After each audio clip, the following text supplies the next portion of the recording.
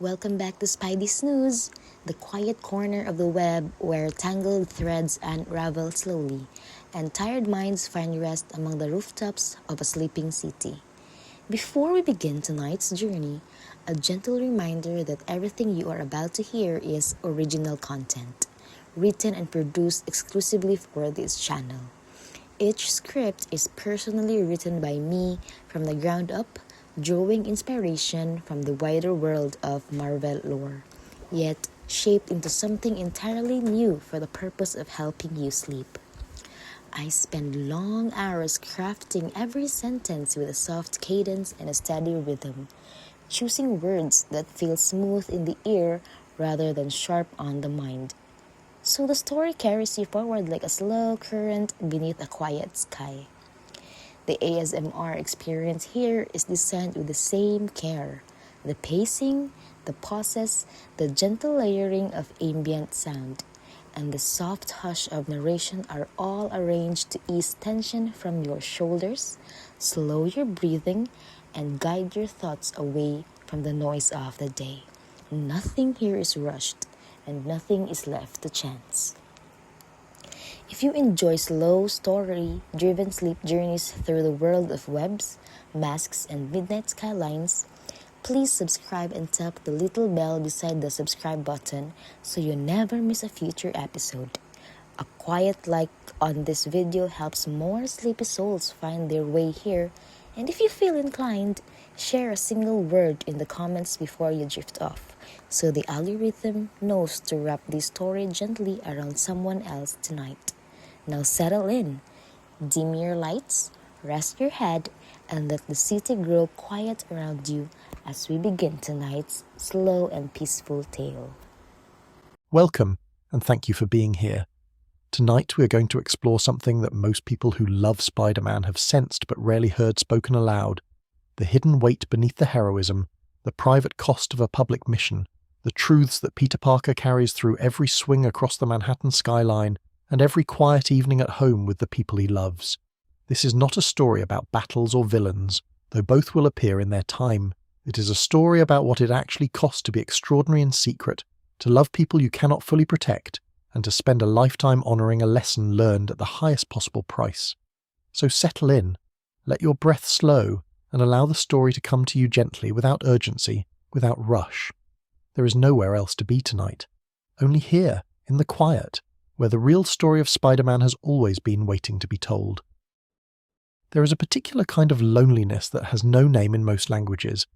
the loneliness of someone who is surrounded by people who care about them and who cannot, for reasons that are simultaneously urgent and impossible to explain, tell those people the most important thing that has ever happened to them. It is not the loneliness of abandonment or neglect. It is something stranger and in certain ways more isolating than either of those, because it exists inside warmth and love and daily connection, invisible to everyone, felt only by the person carrying it. This is the loneliness that settled over Peter Benjamin Parker in the weeks and months following a Tuesday afternoon in November, when a spider descended from its enclosure at a university laboratory and changed the direction of his life forever. And it is the loneliness that would, in one form or another, remain with him for the rest of his days. He was 15 years old when it began, a boy who had already accumulated more than his share of the particular sorrows that adolescence can produce in someone who is too intelligent for easy social comfort and too kind-hearted for the protective armour of indifference. He lived in Queens, in a small house that smelled of May Parker's cooking and Ben Parker's workshop oil, a house that was modest in its dimensions and enormous in its warmth, the kind of home that people remember all their lives not because of its size or its furnishings, but because of the quality of attention that filled it. Ben and May had raised Peter since he was very small, since the death of his parents Richard and Mary in circumstances that Peter understood only in outline, and they had done so with the quiet generosity of people who regard love not as a sacrifice but as a privilege. Peter's life before the spider bite was, by the standards of the world that surrounded him, not a happy one in any conventional sense. At Midtown High School he occupied the invisible middle territory between the students who were celebrated and the students who were actively persecuted, though the line between those categories shifted regularly in his direction. Flash Thompson, who was tall and confident and genuinely beloved by the social machinery of the school, had made Peter into something of a recurring amusement, not out of any particular cruelty of character, but out of the casual thoughtlessness of someone who has never needed to consider what it costs another person to be the subject of a joke. The name-calling was routine. The shoves in the hallway were routine. The laughter at his expense during lunch, the exclusion from conversations and invitations. The way his very presence seemed to generate a kind of social weather that pushed other students away from proximity to him.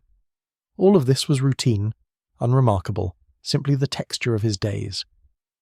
What made Peter different from many young people in his position was not his ability to endure this treatment, which was remarkable in itself, but his refusal to be defined by it. In the privacy of his bedroom, surrounded by science textbooks and astronomy magazines and the careful notes of experiments he wanted to try, Peter Parker was someone else entirely. Curious, exhilarated, deeply engaged with the world at a level that the hallways of Midtown High never gave him room to express. His teachers recognized it, even when they could not quite articulate what they were seeing, this quality of attention that distinguished him from students who were merely clever. He did not just learn things, he wanted to understand them, wanted to follow the thread of an idea all the way back to its source, and then forward again into its consequences, wanted to know not only what was true, but why it was true, and what it meant that it was true. This was the boy who was bitten by the radioactive spider. This was the boy who woke the following morning to discover that the world had changed shape around him, that his hands could hold his own weight against any surface, that his senses had expanded into territories that had no previous referent in his experience, that his body had become something genuinely new in the history of the world. And this was the boy who had absolutely no one to tell. The silence that Peter maintained in the immediate aftermath of the bite was not a considered strategy. It was instinct. The same instinct that had kept him from sharing most of his inner life with the people around him for the entirety of his adolescence. He had learned. Through years of small social experiments whose results were never encouraging, that the things he found most interesting and most important were not the things that other people wanted to hear about, the science that excited him, the moral questions that kept him awake at night, the books he read and the ideas they generated. None of these had ever opened doors for him in the social world of his school, and so he had gradually constructed the habit of compartmentalization, of keeping the interior life separate from the presented surface. Adding one more secret to this existing architecture of privacy felt, in the disoriented days following the bite, almost natural. But this secret was categorically different from anything he had kept before. The powers he had gained were not a private interest or a personal enthusiasm. They were a physical reality, present in every interaction and every moment, requiring constant management and concealment in ways that his previous secrets never had. When he walked through the kitchen in the morning, he had to think about how hard he was gripping his coffee cup. When he sat beside other students in class, he had to consciously moderate his response to the enhanced sensory information flooding in from every direction. The conversations happening 2 rooms away, the heartbeats of people near him, the granular texture of surfaces that his fingertips could now read like language. When Flash Thompson shoved him in the hallway, and Peter felt the familiar rush of his enhanced reflexes responding, he had to make an active choice, in the span of less than a second, not to respond with the full force of what he'd become. This constant management, this perpetual performance of being less than he was, had a cost that accumulated quietly in the background of everything else he was experiencing. To be 15 years old and to have discovered something extraordinary about yourself, to feel the potential of it in every cell of your body, and to have nowhere to put that discovery, no one to share it with, no context in which it could be celebrated or even simply acknowledged. This was a particular kind of pressure that most people never experience, and that the young man who had become Spider-Man felt every single day from the moment he woke, until the moment he finally allowed himself to rest. Aunt May noticed, of course, in the way that women who have loved children carefully for years notice everything, not with any specificity but with the general awareness that something had shifted in her nephew's interior weather. She asked gentle questions over dinner, watched him with the alert attention of someone who is tracking a variable she cannot quite identify, made his favourite meals with an increased frequency that was her particular idiom of concern, Peter answered her questions with the affectionate vagueness that had become his conversational default, and felt, each time he did so, the specific small grief of deceiving someone who loved him and deserved better. Uncle Ben's approach was different. Ben Parker was not a man who pried, not because he was incurious about Peter's inner life, but because he had a profound respect for the privacy of other people's inner lives, a respect that expressed itself in patience, in availability, in the gentle consistency of his presence.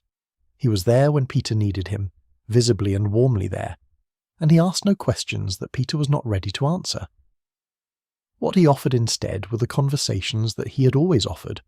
about fairness, about responsibility, about the difference between what a person could do and what a person ought to do, delivered not as lectures but as reflections, as thinking done aloud in the company of someone he trusted. Peter listened to these conversations with a new quality of attention in the weeks following the bite, hearing in them something that he had perhaps always registered at a level beneath conscious articulation, that Ben was trying to teach him something, and that the lesson mattered in ways that extended far beyond any particular circumstance Ben might have had in mind when he offered it. Into this complicated private landscape came the wrestling match and the television appearances, which represented something more psychologically significant than simple opportunism. When Peter saw the advertisement promising prize money to anyone who could survive 3 minutes in the ring with Crusher Hogan, his first response was not calculation. It was relief. Here, finally, was somewhere he could be what he actually was. Here was a context in which the strength and speed and agility that he had been so carefully hiding could exist openly, wrapped in a costume that separated Spider-Man from Peter Parker, freed from the exhausting performance of ordinariness. The prize money was real, and he needed it. And the scientific part of his mind appreciated the opportunity to test the parameters of his new abilities in a controlled environment. But beneath all of that was something simpler and more human, the deep desire of a person who has always been invisible to be, even briefly seen. The crowd's response when he entered the ring was predictable and irrelevant to what he found there. Within those few minutes of genuine physical expression, Peter Parker experienced something he had not felt since before the bite transformed him, which was the uncomplicated pleasure of being exactly what he was without apology or concealment. Spider-Man on that wrestling mat was not performing anything. Spider-Man was simply present, and the freedom of that presence was intoxicating in a way that went beyond the crowd's eventual astonishment and the prize money folded into his hand afterward. The television appearance that followed extended this freedom into a larger arena and added to it the unfamiliar warmth of public admiration, of being praised and celebrated by strangers who had no prior investment in the awkward, overlooked teenager from Queens. The producer's enthusiasm, the studio audience's delight, the host's generous treatment of the masked young hero, all of this reached something in Peter that had been waiting a very long time to be reached. He walked out of that studio with more money than he had ever earned, and with the first genuine sense he had ever had that his abilities might be a pathway towards something other than the life he had been living, something better, something that recognized his worth in the world. It is important to hold this in mind as the story moves toward its first great darkness. The boy who let the thief run past him in that studio corridor was not a bad person. He was a 15-year-old who had spent years being overlooked and dismissed, who had just discovered that he possessed extraordinary gifts, and who had begun to believe, reasonably and understandably, that those gifts were his to use as he saw fit. The decision to step aside, to tell the security guard that catching criminals was not his job, came from a place of accumulated hurt and newfound self-regard that deserved, even as it produced catastrophe, to be understood rather than simply condemned. The universe was about to administer the most devastating correction in the history of its many corrections, and Peter Parker would spend the rest of his life carrying the weight of what that correction cost. But the boy who made the mistake was not a villain. He was simply a teenager who had not yet understood the full shape of the responsibility he had been given. The call that came a few evenings later, the phone ringing downstairs while Peter sat with his homework, Aunt May's voice changing register, in the way that voices change when the world has shifted. That call ended one chapter of Peter Parker's life so completely that everything that followed it was defined, in one way or another, by what he learned in the hours after he heard it. The thief he had let walk past him, had gone on to rob a warehouse where Ben Parker was working a night security shift. Ben had tried to stop him. The thief had not wanted to be stopped. And the man who had offered Peter the most consistent love and moral clarity of his life was gone before the ambulance reached the hospital. The discovery at the waterfront warehouse, the recognition of the face behind the criminal's defiance, the shattering arithmetic of cause and effect closing around him in that moment, these things broke something in Peter Parker that did not fully heal, that perhaps was never meant to fully heal, because the fracture itself became the foundation of everything he built afterward. The grief was real, and it was total. But beneath the grief, almost immediately, was the understanding that had been waiting for him in Ben's quiet conversations all along, the understanding that the ability to help creates the obligation to help, that power exercised only in the service of the self is not power, but a kind of theft from everyone who needed it and did not have it.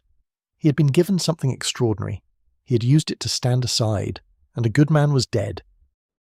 Spider-Man was born in that warehouse in the way that the most enduring things are born, not from triumph or inspiration, but from the particular clarity that only profound failure can produce. The costume he would refine in the weeks that followed, the web shooters he would engineer with the same scientific precision that had always been his greatest gift, the daily practice of patrol and protection that would become the rhythm of his life. All of these things had their true origin not in the laboratory at the university or the wrestling ring or the television studio, but in the moment when Peter Parker looked at a criminal's face and understood exactly what his selfishness had cost. He would spend the rest of his life making payments on that debt, not out of punishment, not out of the mechanical repetition of guilt, but out of the genuine conviction that had crystallized in him in that instant, that with great power comes great responsibility, and that this was not a sentiment or a suggestion, but the deepest truth he had ever encountered, written into him now at a level that nothing could erase.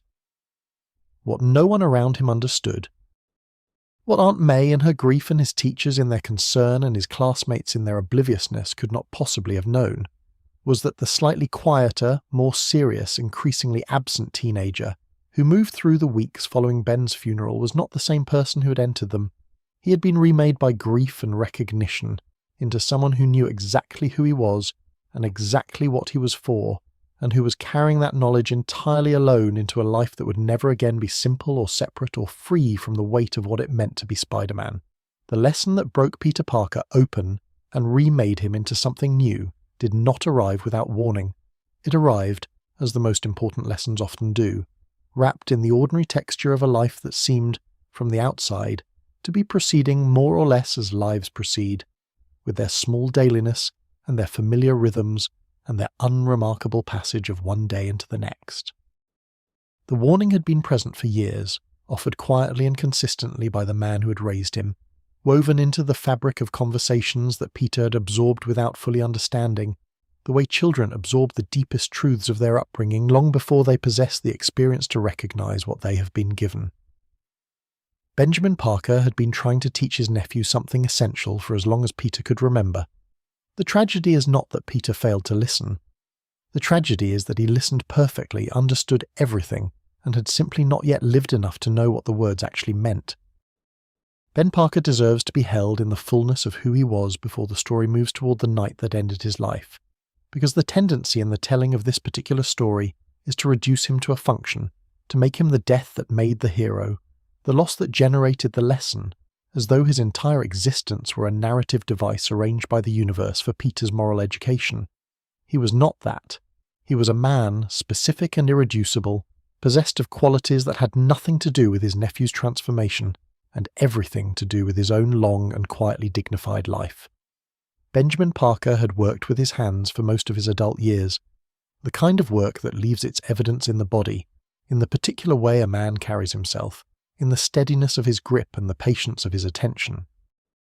He had never accumulated wealth or professional distinction in any form that the world recognized, and he had, as far as anyone who knew him could tell, made his peace with this completely, without bitterness, without the corrosive comparison to other lives that poison so many people who feel they have been underserved by their circumstances. He fixed things.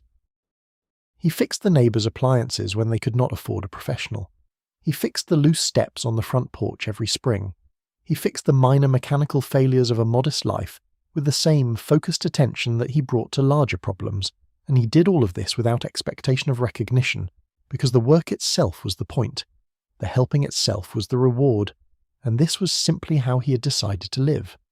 His workshop in the basement of the house on Ingram Street was a room that told you everything important about the man who inhabited it.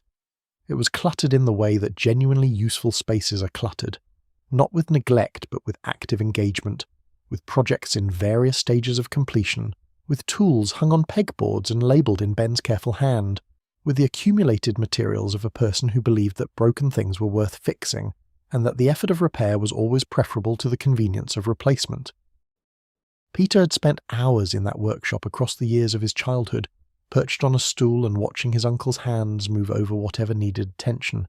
and it was in those hours, perhaps more than anywhere else, that the deepest part of Ben Parker's teaching had settled into him. Ben talked while he worked, not in the way of someone filling silence, but in the way of someone who thought better with his hands occupied, who found that the rhythm of useful labour loosened something in his mind and allowed him to say things that might otherwise have stayed interior. He talked about fairness and what it asked of people who had been given advantages they had not earned. He talked about the difference between the strength that intimidates and the strength that protects, and how the first kind was always ultimately lonely and the second kind was always ultimately sustaining. He talked about what he called the peculiar privilege of being capable, the way that the ability to help someone places you in a relationship with that person, whether you acknowledge it or not, and how the choice to ignore that relationship is itself a choice, one that leaves a mark on the person who makes it. Peter, sitting on his stool and listening with the half-attention of a child who does not yet know that he is being educated, absorbed all of this into the substrate of himself, into the part of a person that holds the things they know before they know them. The specific phrase that became the cornerstone of Spider-Man's entire moral architecture was offered by Ben in the unassuming way he offered most important things, as a passing observation rather than a formal lesson, as something he was simply noticing aloud rather than declaring. They had been talking about something else entirely, something small and everyday, and Ben had said it almost as a parenthetical, that with great power comes great responsibility, said it, and moved on and left it to settle into Peter in whatever way it would settle. Peter had nodded and said something appropriate and filed the phrase away in the vast interior library of things his uncle had said that he understood intellectually and had not yet been required to understand in the full embodied sense of understanding that can only come from experience. He would have many years to revisit that moment and trace the exact shape of what it had been trying to give him. In the weeks following the spider bite, when Peter was managing his new powers with the intensity and secrecy described earlier, Ben's conversations continued in their usual form and frequency, and Peter listened to them with a new quality of attention that he would not have been able to explain if asked. Something in the transformation he had undergone had sharpened his awareness of his uncle in a way that felt, in retrospect, like premonition, though it was almost certainly nothing more than the natural heightening of perception that comes with the opening of new sensory channels. He noticed the specific texture of Ben's voice in the evenings, the way the light from the kitchen window caught the grey at his temples, the particular warmth of his hand on Peter's shoulder when he said goodnight. He was paying attention, more attention than he had perhaps ever paid to anything, and what he was paying attention to was a man who would be gone before he had a chance to tell him what that attention meant. The night that Ben Parker died had an ordinary beginning of the kind that makes what followed feel even more violent in its rupture of the expected. Peter had been in his room, occupied with the twin pressures of homework and planning, because the television appearance had generated an offer for a follow-up engagement, and Peter was considering the logistics with the focused pleasure he brought to any problem that seemed genuinely solvable. He was not thinking about his uncle. He was not thinking about responsibility or power or any of the things that would define every moment of the rest of his life. He was a teenager with a plan and a future that seemed, for the first time, to be opening towards something genuinely good, and the ordinariness of that moment, the homework on the desk and the notes about the upcoming appearance, and the sense of forward momentum makes what followed feel, even decades later, even in the telling, like an act of particular cruelty on the part of the universe. The phone rang and May answered it, and the world changed. The drive to the hospital contained the particular quality of time that emergency produces, the way that minutes stretch and compress simultaneously, the way that the mind runs ahead to conclusions it is not prepared to reach, while the body continues the mechanical business of movement and function. May sat in the passenger seat with her hands folded around her purse, in a grip that was not quite composed, whispering things under her breath that were addressed somewhere beyond the interior of the car. Peter drove and kept his eyes on the road and felt, in his chest, the first intimation of something that his spider sense, however enhanced and accurate it had become in the weeks since the bite, was entirely unable to detect or warn him against. The approach of a grief that would reshape the entire landscape of his interior life. The doctor at the hospital used the careful, practiced language that doctors use when they have delivered this particular news many times and have learned that directness is more merciful than circling. And what the words meant was that Benjamin Parker had been shot by an intruder at the warehouse where he worked night security, and that he had died before the medical staff could intervene, and that there was nothing anyone could have done differently in the time available. May made a sound that Peter had never heard from her before and would never forget, a sound that belonged to a register of human suffering that most people are fortunate enough to encounter only rarely. Peter held her and felt the inadequacy of holding, the way that the body's attempt to offer comfort through proximity becomes almost meaningless in the face of certain kinds of pain, and he held her anyway because it was the only thing available to him in that moment, the only gesture his hands knew how to make.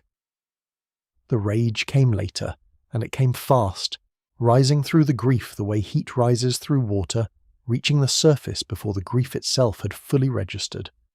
It was not an ignoble rage.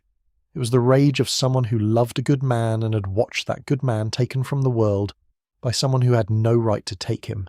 and it demanded something, demanded action, demanded that the power Peter had been given, and had been carefully tending and experimenting with in secret, be turned toward the thing it was actually capable of. Finding the person responsible and ensuring they faced a consequence proportional to what they had done. He changed into the costume in a hospital bathroom, excusing himself from May's side with a murmured explanation that did not hold up to scrutiny, but that she was in no condition to scrutinize. He moved through the city with a focused intensity that was different from the exhilaration of the wrestling match or the pleasure of the television appearance, something colder and more directed, and his enhanced senses and his web lines carried him toward the waterfront with a speed that the grief in his chest could not slow. He was looking for the person who had killed his uncle. He intended to find them. What he found instead was the beginning of his real education. The criminal had taken refuge in a waterfront warehouse, the kind of building that the city accumulated along its edges, large and dark and full of the particular silence of spaces that are not meant for habitation. Peter moved through it with the ease of someone whose body now understood architecture differently than it had 3 weeks earlier, scaling walls and crossing distances that would have been impassable before the bite. And when he found the man he was looking for, he found him in the posture of someone who believed himself safe, counting money in the shadows, apparently unconcerned with the life he had ended in order to obtain it. The confrontation was brief. It was not supposed to be the point. The point was the recognition that followed it. The moment when the criminal turned toward Peter with something in his expression that shifted from defiance to confusion to a peculiar uncertainty, and Peter looked at his face and understood, with a completeness that arrived before his conscious mind had assembled the evidence, that he had seen this face before, not in a wanted poster or a photograph, in a corridor, in a television studio. Standing between Peter Parker and the elevator while a security guard shouted for someone to stop him, and Peter had stepped aside. The weight of what this meant did not arrive gradually. It arrived all at once, the full architecture of cause and effect assembling itself in his mind in the space of a single breath, and what it showed him was a map he could not unsee. His choice, the thief's freedom, the warehouse, his uncle's life, the ground between them connecting everything in a chain so simple and so terrible that it felt almost like a joke, the kind of joke that the universe tells at the expense of people who have not yet understood the rules. He had let this man go. He had let this man go because catching criminals was not his job, because he was an entertainer, because the powerful new gifts he had been given were his to use as he saw fit, and he had decided, standing in that corridor, that his comfort and his ambitions were more important than the abstract suffering of strangers, and his uncle was dead. There is a difference between knowing something and understanding it, and the distinction lies precisely in the body, in the place where knowledge becomes something you carry rather than something you hold. Peter had known, in the intellectual sense, everything that Ben's quiet workshop conversations had been trying to convey. He had known that capability creates obligation. He had known that the choice to ignore someone's need when you have the power to meet it is itself a moral act with moral consequences. He had known all of this the way a person knows the rules of a game they have never played, as an abstraction, correct in its outlines but weightless, unconnected to the actual texture of lived experience. He understood it now in the other sense, in the sense that would never leave him, in the sense that arrived through his body rather than his mind, and settled into him like something structural, like something that was now simply part of what he was made of. The criminal was turned over to the police, webbed and evidenced and available for the legal consequences that the law would determine. Peter did not deliver additional punishment. The rage that had driven him across the city did not translate in the moment into the violence it had promised, and this restraint, which cost him enormously in that instant and would cost him in different ways for years afterward, was perhaps the first genuine act of Spider-Man. The first choice he made as the hero he was becoming rather than the grieving teenager he also still was. He walked home through the streets of Queens in his crude costume and with his uncle's absence beside him like a presence, and he understood with the completeness of someone who has paid for understanding with the most irreplaceable currency available that he would not make the same choice again. The grief and the guilt were not the same thing, though they arrived together and lived together, and were sometimes difficult to distinguish in the weeks that followed. The grief for Ben was clean in the way that grief can be clean even when it is enormous, the straightforward mourning of a person who loved someone and had that someone taken away. The guilt was more complicated, wound through with the specific texture of a failure that had been entirely avoidable, that had stemmed from a choice rather than a circumstance. That Peter could trace back along a clear and well-lit path to a moment in a corridor when he had known exactly what was being asked of him, and had decided that the asking did not apply. The guilt had a quality of permanence that the grief eventually would not, because grief softens over time as the mind learns to accommodate the shape of an absence, while the guilt for a preventable failure has no natural mechanism of resolution, no process by which it is metabolized into something less sharp. What Peter learned to do with this guilt across the years that followed was neither to deny it nor to be destroyed by it, but to transmute it, to use it as fuel for a commitment that was genuine rather than merely obligatory.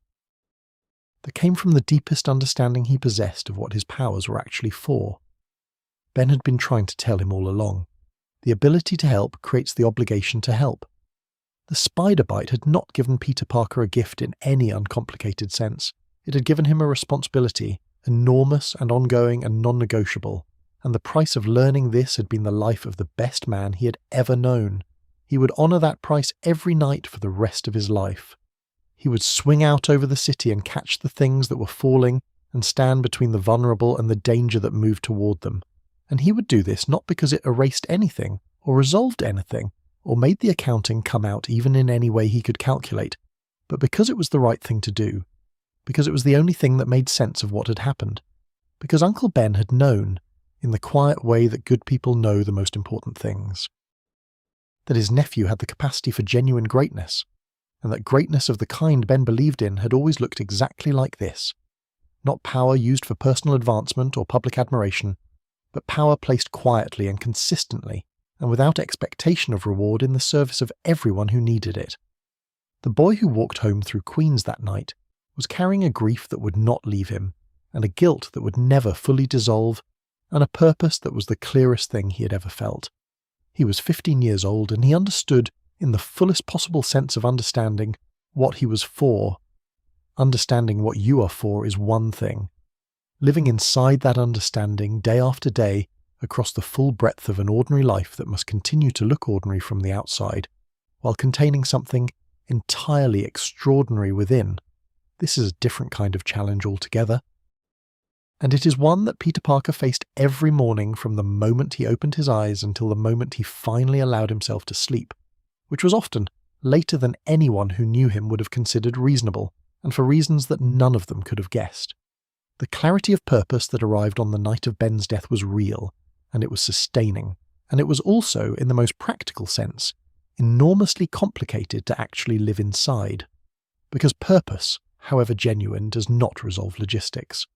And the logistics of being Spider-Man while also being Peter Parker were, from the very beginning, staggering in their complexity and relentless in their daily demand. There is a version of the superhero life that exists in the imagination of people who have never had to think seriously about it,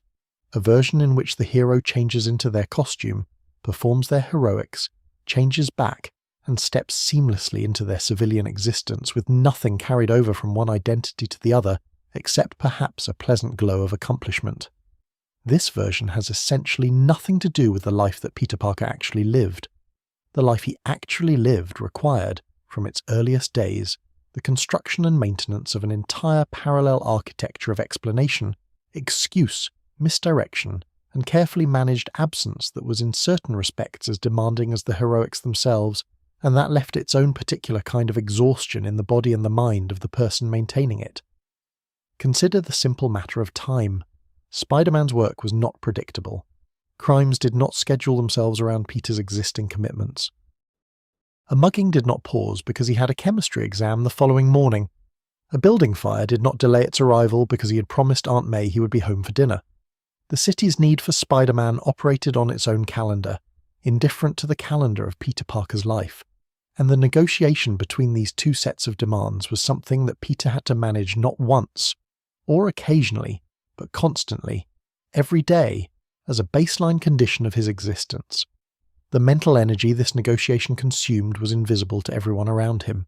which meant that no one could account for it when they observed his exhaustion, or his distraction, or his sometimes bewildering inability to be where he had said he would be. Aunt May bore the brunt of the logistical deception in the early years, because she was the person whose proximity to Peter was most constant, and whose attention to him was most careful. She noticed everything, in the way that women who have loved children carefully for many years notice everything. And what she noticed about Peter in the months and years following Ben's death was a pattern of behaviour that she could not reconcile with any explanation she found comfortable. He came home late, sometimes very late, on nights when there was no plausible reason for his absence. He was tired in the mornings with a quality of exhaustion that seemed deeper than ordinary sleeplessness, as though he had been doing something physically demanding rather than simply lying awake with his thoughts. He had bruises occasionally, the kind that appeared on the arms and shoulders and ribs of someone who had been in contact with hard surfaces at speed, which was not what she expected from a boy whose evenings, as far as she knew, were spent studying and taking photographs for the school paper. She asked about the bruises with the particular gentleness she reserved for questions she suspected would not receive honest answers, and Peter gave her the explanations that the situation called for, explanations that were plausible enough to satisfy surface scrutiny without being true, mentions of bumping into furniture in the dark or a stumble on the stairs during an early morning photography expedition. May accepted these explanations in the way that people accept explanations they do not quite believe but choose not to challenge, because the relationship matters more than the accounting, because love sometimes expresses itself as the grace of not pressing when pressing would cause harm. She worried. She always worried. The worry was a constant in her relationship with Peter that predated the spider bite and deepened steadily afterward, and Peter felt it. Felt the specific weight of being worried about by someone you love and cannot reassure with the truth. The physical evidence of Spider-Man's work was perhaps the most immediately difficult aspect of the double life to manage in the domestic context of sharing a home with someone whose attention was both loving and observant. The injuries that Peter sustained during his patrols were real injuries, however much his enhanced healing accelerated their resolution. Cracked ribs from impacts that would have hospitalized an ordinary person healed in days rather than weeks, but they were present in the body for those days, present in the way he held himself, in the careful management of his breathing, in the slight flinching that he could not entirely suppress when May hugged him with her usual warmth and her usual lack of awareness that she was pressing against something that hurt. He learned to manage these physical tells with the same practiced attention he brought to every other aspect of maintaining his secret, adjusting his posture and his movement and the expression on his face with a discipline that was, in its own way, a form of performance. Beyond the injuries were the more mundane but equally demanding physical requirements of being Spider-Man that had to be managed in secret. The web fluid that his shooters required was a chemical compound that Peter synthesized himself, which meant that his room needed to contain the materials and equipment for this synthesis, without appearing to contain them, which meant organizing his space with a dual logic, the visible logic of a student's bedroom and the hidden logic of a small private laboratory. The empty cartridges that needed to be refilled, the occasional failure of a mechanical component that required repair, the costume itself with its ongoing need for maintenance and concealment. All of these were items on a daily list of practical tasks that had to be accomplished within the margins of his visible life, in the spaces between homework and dinner and the ordinary social obligations of someone trying to maintain the appearance of an ordinary existence. The costume lived, across the years of Peter's adolescence and young adulthood, in a succession of hiding places whose ingenuity reflected the ongoing pressure of the situation. Beneath the loose floorboard in his bedroom, inside the lining of a bag that he carried everywhere and that May occasionally offered to wash. In a locker at school that he had arranged to keep padlocked on the grounds that he used it for photographic equipment, too delicate to leave unprotected. Each hiding place was a small ongoing act of deception, directed at people who trusted him, and each required maintenance. The constant awareness of who might look where and when. The preemptive management of situations that might lead someone to encounter what they were not meant to find. This vigilance had no off switch. It was simply a permanent feature of his consciousness, a background process running continuously beneath everything else he was thinking and doing and feeling. School, during the years when Peter was still a student, presented its own elaborate set of challenges that the double life imposed. The irregular hours of Spider-Man's work meant irregular sleep, and irregular sleep meant showing up to morning classes in states of exhaustion that his teachers noticed and misinterpreted, attributing to adolescent irresponsibility what was actually the consequence of having spent the previous night preventing things from happening to people who would never know his name. His grades, which had been exceptional before the bite, remained strong because his intelligence was genuine and his commitment to learning was real. But they were no longer the effortless excellence of a student with unlimited time and energy. They were the hard-won achievement of someone who was studying in the margins of a life that had very few margins to spare. The absences were the most visible and most difficult to explain. A spider sense alert during a lunch period required a sudden exit that had to be accounted for afterward. A major criminal incident during school hours required either remaining at school and accepting that Spider-Man would not be there, or leaving in a way that produced another entry in the accumulating ledger of Peter Parker's unexplained disappearances. He developed a repertoire of explanations that he cycled through with enough variation to avoid obvious repetition: stomach complaints, forgotten appointments, family emergencies vague enough to resist follow-up questions, the whole apparatus of a fictional supporting life, constructed to explain the gaps in the visible one. His teachers regarded him with the particular mixture of affection and frustration that genuinely talented but apparently undependable students generate in the people responsible for their education, and Peter bore this misreading of his character with the patience of someone who understands that the truth would be even more difficult to explain than the mystery.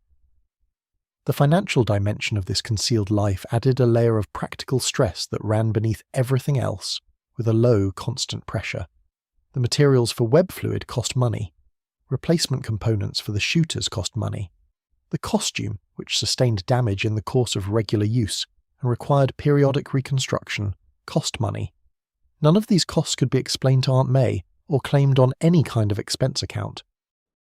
They came out of whatever Peter could earn, which in the early years was not very much, and they competed with the real and pressing costs of the household, the groceries and the utilities, and the medical expenses that were a recurring feature of May's life, creating a financial arithmetic that was chronically difficult to balance. The solution that Peter found, selling photographs of Spider-Man to the Daily Bugle, was ingenious in its way, and deeply strange in another way, a strangeness that he lived with so constantly that it became simply part of the texture of his life rather than the remarkable paradox it actually was. He was, through the mechanism of his camera and his carefully pre-positioned shots, and his intimate knowledge of exactly where Spider-Man would be and what he would be doing, profiting from his own heroic activities, turning his secret into an income stream that kept the secret viable. The arrangement required him to photograph himself. which required him to set up cameras before confrontations began, to think about framing and light and angle, while simultaneously thinking about the tactical challenges of whatever criminal situation he was about to engage with, to maintain, in other words, a kind of professional detachment from his own most intense experiences, observing them even as he lived them. Jonah Jameson paid fairly for good photographs, which was perhaps the only uncomplicated element of the arrangement, and Peter needed the money.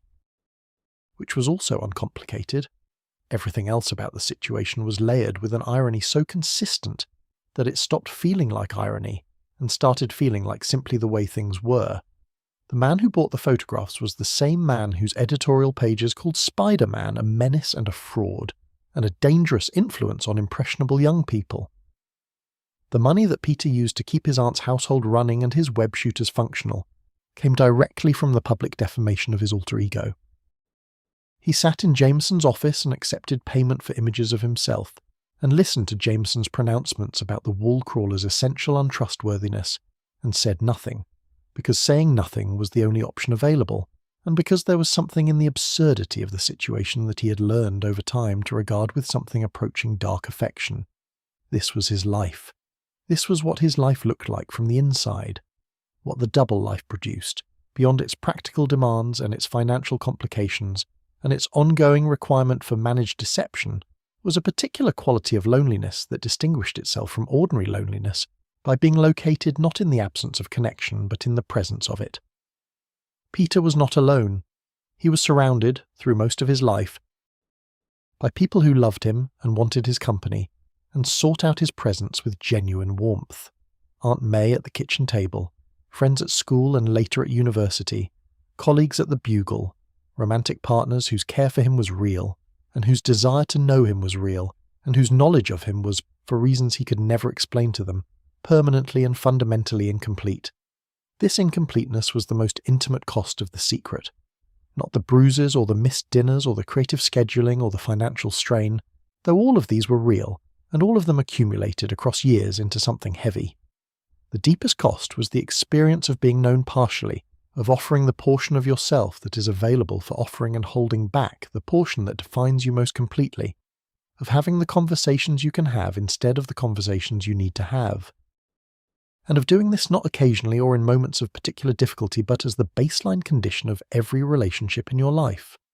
Peter Parker was, in the rooms he occupied, and the conversations he participated in, and the eyes that looked at him with love and concern and curiosity, a performance of himself. Not a dishonest performance, because the person being performed was real, the intelligence and the humour and the kindness and the moral seriousness were genuinely his. But a performance nonetheless, shaped by the permanent awareness of what could not be said. He carried this awareness into every room he entered. He carried it into classrooms and newsrooms and hospital waiting areas and quiet evenings at home with May, and he carried it with such consistency and for such a sustained period of years that it became, like all things carried for long enough, simply part of the posture of his life. Something he no longer consciously noticed because noticing it had become indistinguishable from simply being himself. This was perhaps the subtlest and most complete victory of the double life over the interior freedom of the person living it. Not that it made him unhappy, because it did not always make him unhappy, but that it made the alternative, the life of someone known fully and loved in the fullness of being known, genuinely difficult to imagine. Peter Parker had been performing his own partial version for so long that the performance had become, in the most practical sense, who he was. The man beneath the performance was Spider-Man, and Spider-Man went home every night to a house where nobody knew his name. There was one person in Peter Parker's world who spoke about Spider-Man constantly, loudly, and with a conviction that never wavered across decades of evidence to the contrary. And that person was not an ally or a supporter, or someone whose opinion was shaped by anything as flexible as facts. J. Jonah Jameson, publisher of the Daily Bugle, possessor of one of the most recognizable moustaches in New York journalism, and architect of the most sustained single-person campaign of public defamation in the history of the city's media landscape, had decided in the earliest days of Spider-Man's career that the wall crawler was a menace, and he had spent the years that followed investing that decision with the full force of his considerable professional resources, his editorial platform, his instinct for the inflammatory headline, and his absolute refusal to allow inconvenient evidence to complicate a narrative he had already determined to be true. He was wrong about Spider-Man in almost every particular. He was also, in ways that the simple accounting of his wrongness does not capture, a genuinely complex human being whose hostility toward the masked hero made a kind of psychological sense that deserves to be understood rather than simply dismissed. Jameson had built the Daily Bugle from a mid-tier tabloid into one of the most widely read newspapers in New York through a combination of genuine journalistic instinct, relentless work ethic, and an editorial philosophy that placed the exposure of corruption and hypocrisy at the center of the paper's mission. He believed in accountability. He believed that power, wherever it resided and whatever form it took, needed to be subject to scrutiny and answerable to the public it affected. These were not cynical beliefs held for strategic purposes. They were convictions that had shaped his entire professional life, that he had acted on at personal cost on more than one occasion, and that represented the best version of what he understood journalism to be for. When he looked at Spider-Man, a figure of enormous power who operated behind a mask and answered to no authority, and could not be questioned or investigated or held responsible through any of the mechanisms that a democratic society had developed for managing the powerful, he saw something that his deepest professional instincts told him was dangerous. He was applying, in other words, a principled framework to a situation that the framework did not quite fit, and arriving at conclusions that were wrong in their specifics while being coherent in their logic. This is worth holding for a moment, because the easiest version of Jonah Jameson is the version in which he is simply a blowhard and a bully, a man whose ego and stubbornness produce cruelty without consequence. And while there is truth in this version, it is not the complete version. And the complete version is more interesting and more useful for understanding what his campaign against Spider-Man actually cost Peter Parker across the years of their strange and asymmetrical relationship. Jameson was not stupid. He was not without principle. He was a man whose principles had calcified around an initial judgment in a way that made revision feel like defeat, and who had the platform and the stubbornness to ensure that his unrevised judgment reached the largest possible audience on a daily basis. His son, John Jameson, was the other significant element in the psychological portrait, the detail that transforms Jonah from a type into a person. John was an astronaut, a genuine hero in the institutional sense, a man who had risked his life in the service of scientific exploration and whose bravery had been certified by the government and celebrated by the press and validated by every authority that Jonah's worldview recognized as legitimate. John Jameson was a hero with a name and a face and a record and a chain of command, accountable to the organizations that trained him and answerable to the public through the normal mechanisms of democratic oversight. He represented, in his father's understanding, what heroism was supposed to look like. And then there was Spider-Man, anonymous and unaccountable,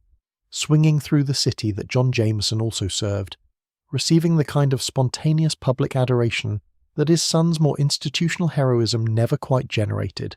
celebrated in the streets by people who did not know his name and could not know his motives and had simply decided, on the basis of spectacle and rumour, that he deserved their admiration.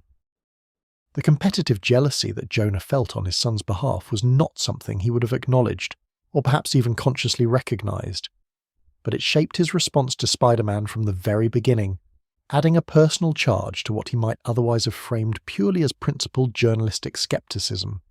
Every editorial he wrote calling Spider-Man a showboater seeking personal glory carried within it, beneath the professional language of public accountability, the unspoken question of why this masked nobody received the city's affection, when his son, a genuinely accomplished man who had earned his recognition through legitimate means, was celebrated more quietly and more conventionally. The irrationality of the campaign, its persistence in the face of overwhelming contrary evidence, its tendency to escalate rather than moderate as Spider-Man's heroic record accumulated, makes more sense when this personal dimension is understood as a contributing factor. For Peter, the existence of Jameson's campaign was a feature of his life so constant that it became, like his financial anxiety and his managed exhaustion,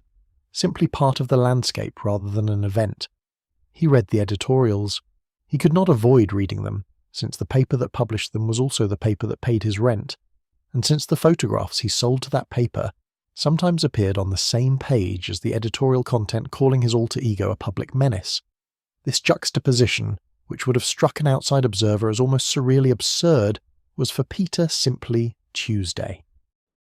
He sat in the Bugle offices and listened to Jameson hold forth on Spider-Man's essential untrustworthiness,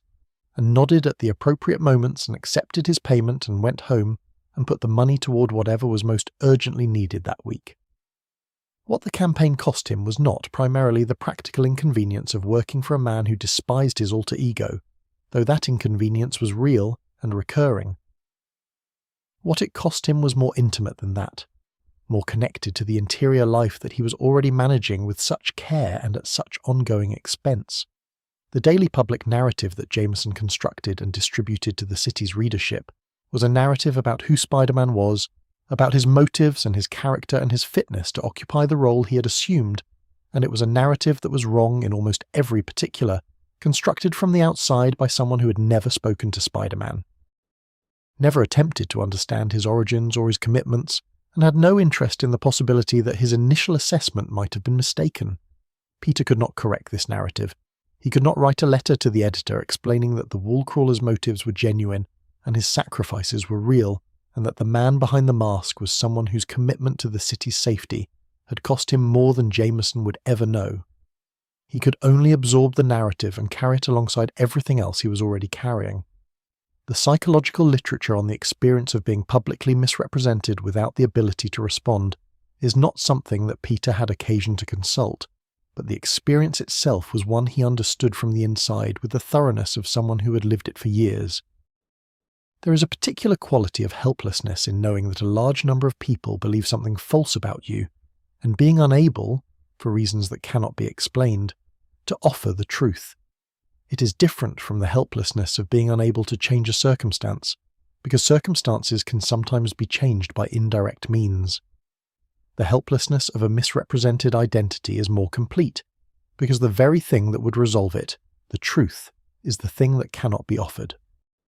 Peter absorbed Jameson's editorials and the public sentiment they generated, and the way that sentiment occasionally made his work as Spider-Man harder and more dangerous.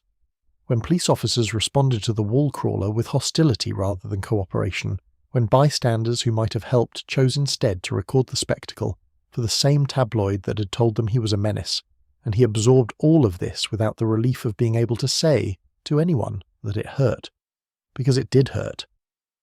This is perhaps the aspect of Jameson's campaign that the simplest telling of the story tends to minimize, the way that years of sustained public contempt directed at an identity you inhabit genuinely and with full moral seriousness produces damage in the person being contempted.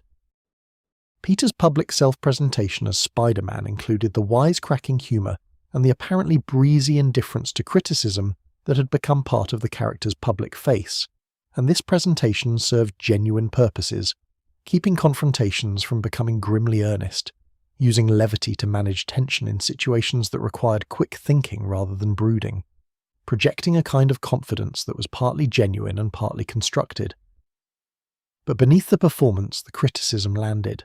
The doubt that Jameson consistently worked to cultivate in the public about Spider-Man's character and motives found some purchase in Peter's own interior, because Peter was already, by nature and by the particular formation of his conscience, someone who scrutinized his own motivations with a rigor that did not require external prompting.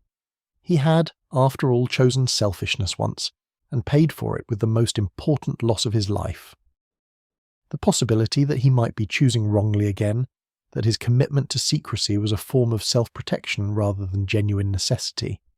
that his insistence on operating outside institutional oversight was a preference rather than a principled position, that some portion of Jameson's critique might be correct in ways he was unwilling to acknowledge. These doubts visited him with a regularity that Jameson's editorials did nothing to reduce and something to amplify. The publisher would never know that his campaign found its most attentive reader in the subject of its contempt, or that the Spider-Man who read each new denunciation did so with the particular attention of someone checking their own moral arithmetic against an external accounting that they suspected was wrong, but could not entirely dismiss. The city itself occupied a complicated middle position in its relationship with the wall crawler that Jameson's campaign both reflected and helped to create.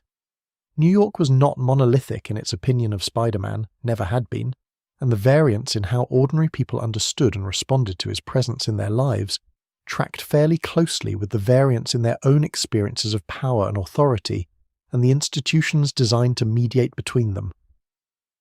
People who had reason to distrust official channels, who had found that the police did not always come or did not always help when they came, who lived in neighborhoods where institutional protection was intermittent and unreliable, tended to regard Spider-Man with a warmth that was uncomplicated by the questions Jameson raised about accountability and oversight. For these people, the wall crawler was simply someone who showed up and helped. And the showing up and helping was sufficient. The questions about his identity and his legitimacy were questions for people who had the luxury of being protected by the institutions, whose authority those questions were designed to uphold. Others brought more institutional faith and more institutional anxiety to their assessment, and for these people, Jameson's questions carried genuine weight. An anonymous figure with the power to affect the outcomes of situations involving life and death, operating without oversight, without accountability, without any mechanism by which the public could evaluate his judgment or correct his errors.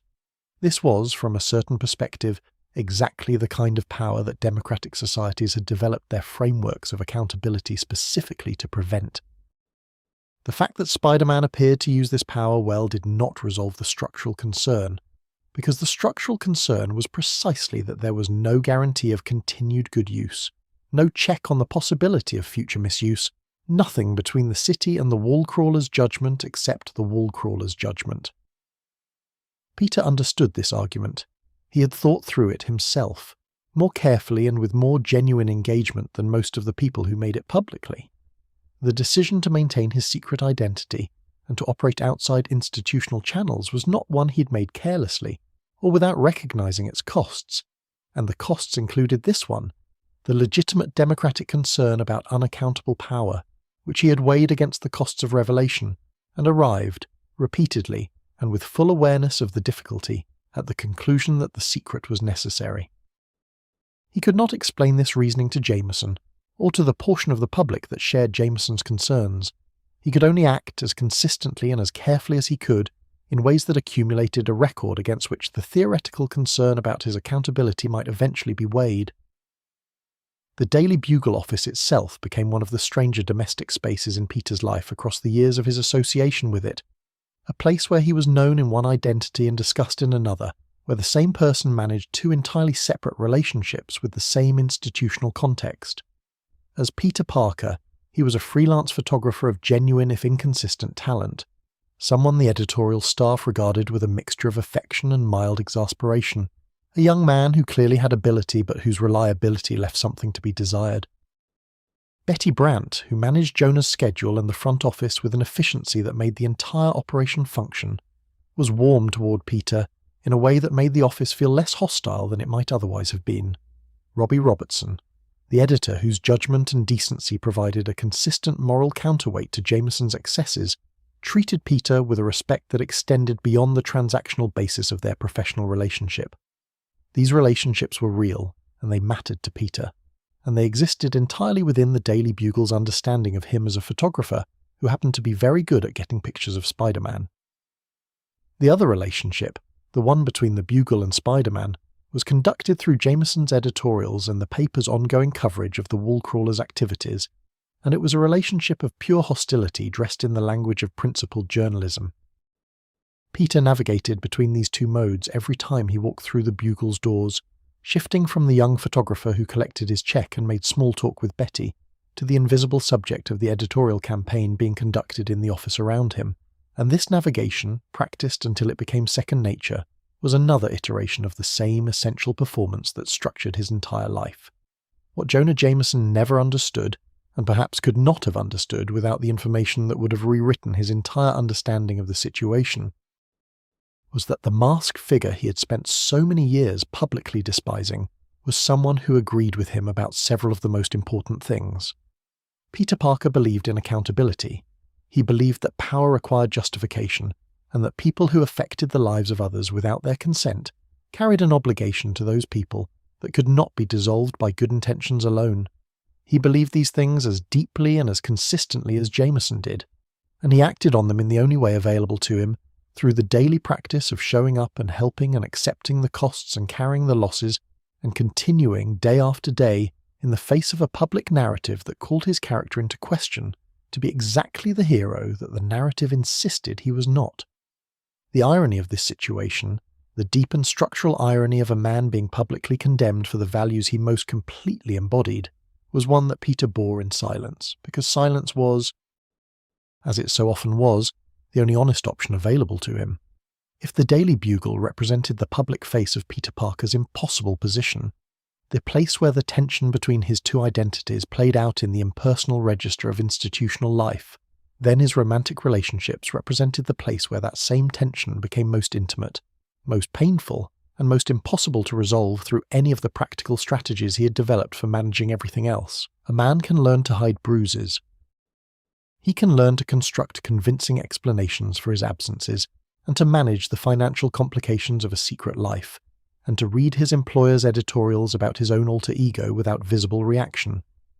What he cannot do, not without a cost that accumulates with compound interest across every year it is paid, is love someone fully while withholding from them the most essential truth about who he is. Peter Parker attempted this, with every woman he ever cared about, and the attempt produced a recurring pattern of connection and concealment, and eventual fracture that shaped the emotional landscape of his adult life as profoundly as any villain he ever faced. It is important to approach this pattern with the generosity it deserves,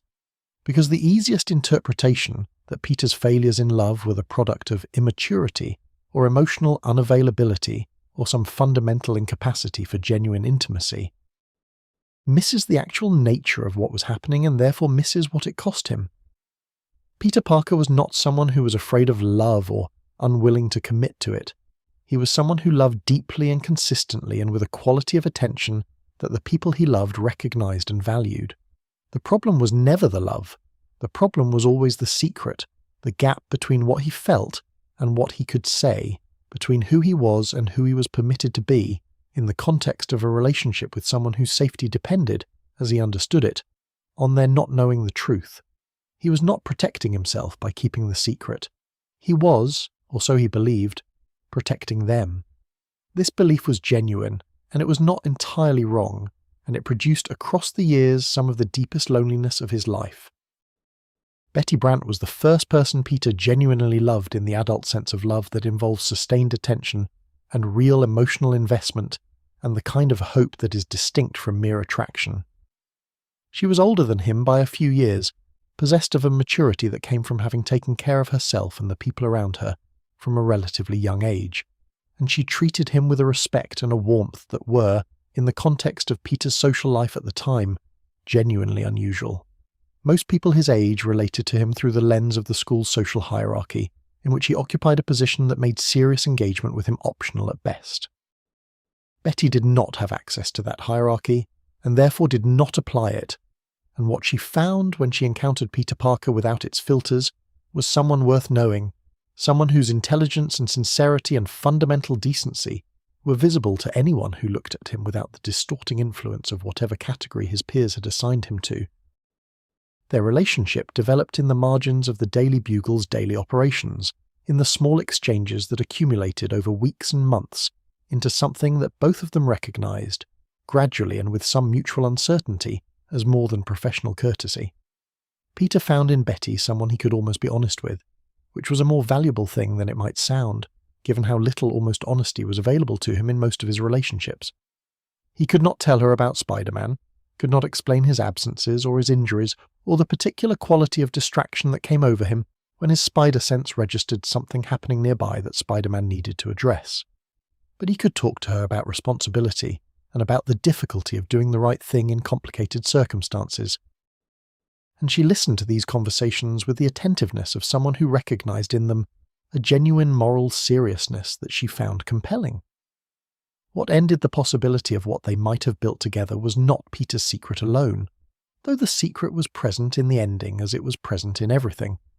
Betty's brother Bennett had fallen into debt with criminals whose methods of collection were not limited to conventional financial pressure,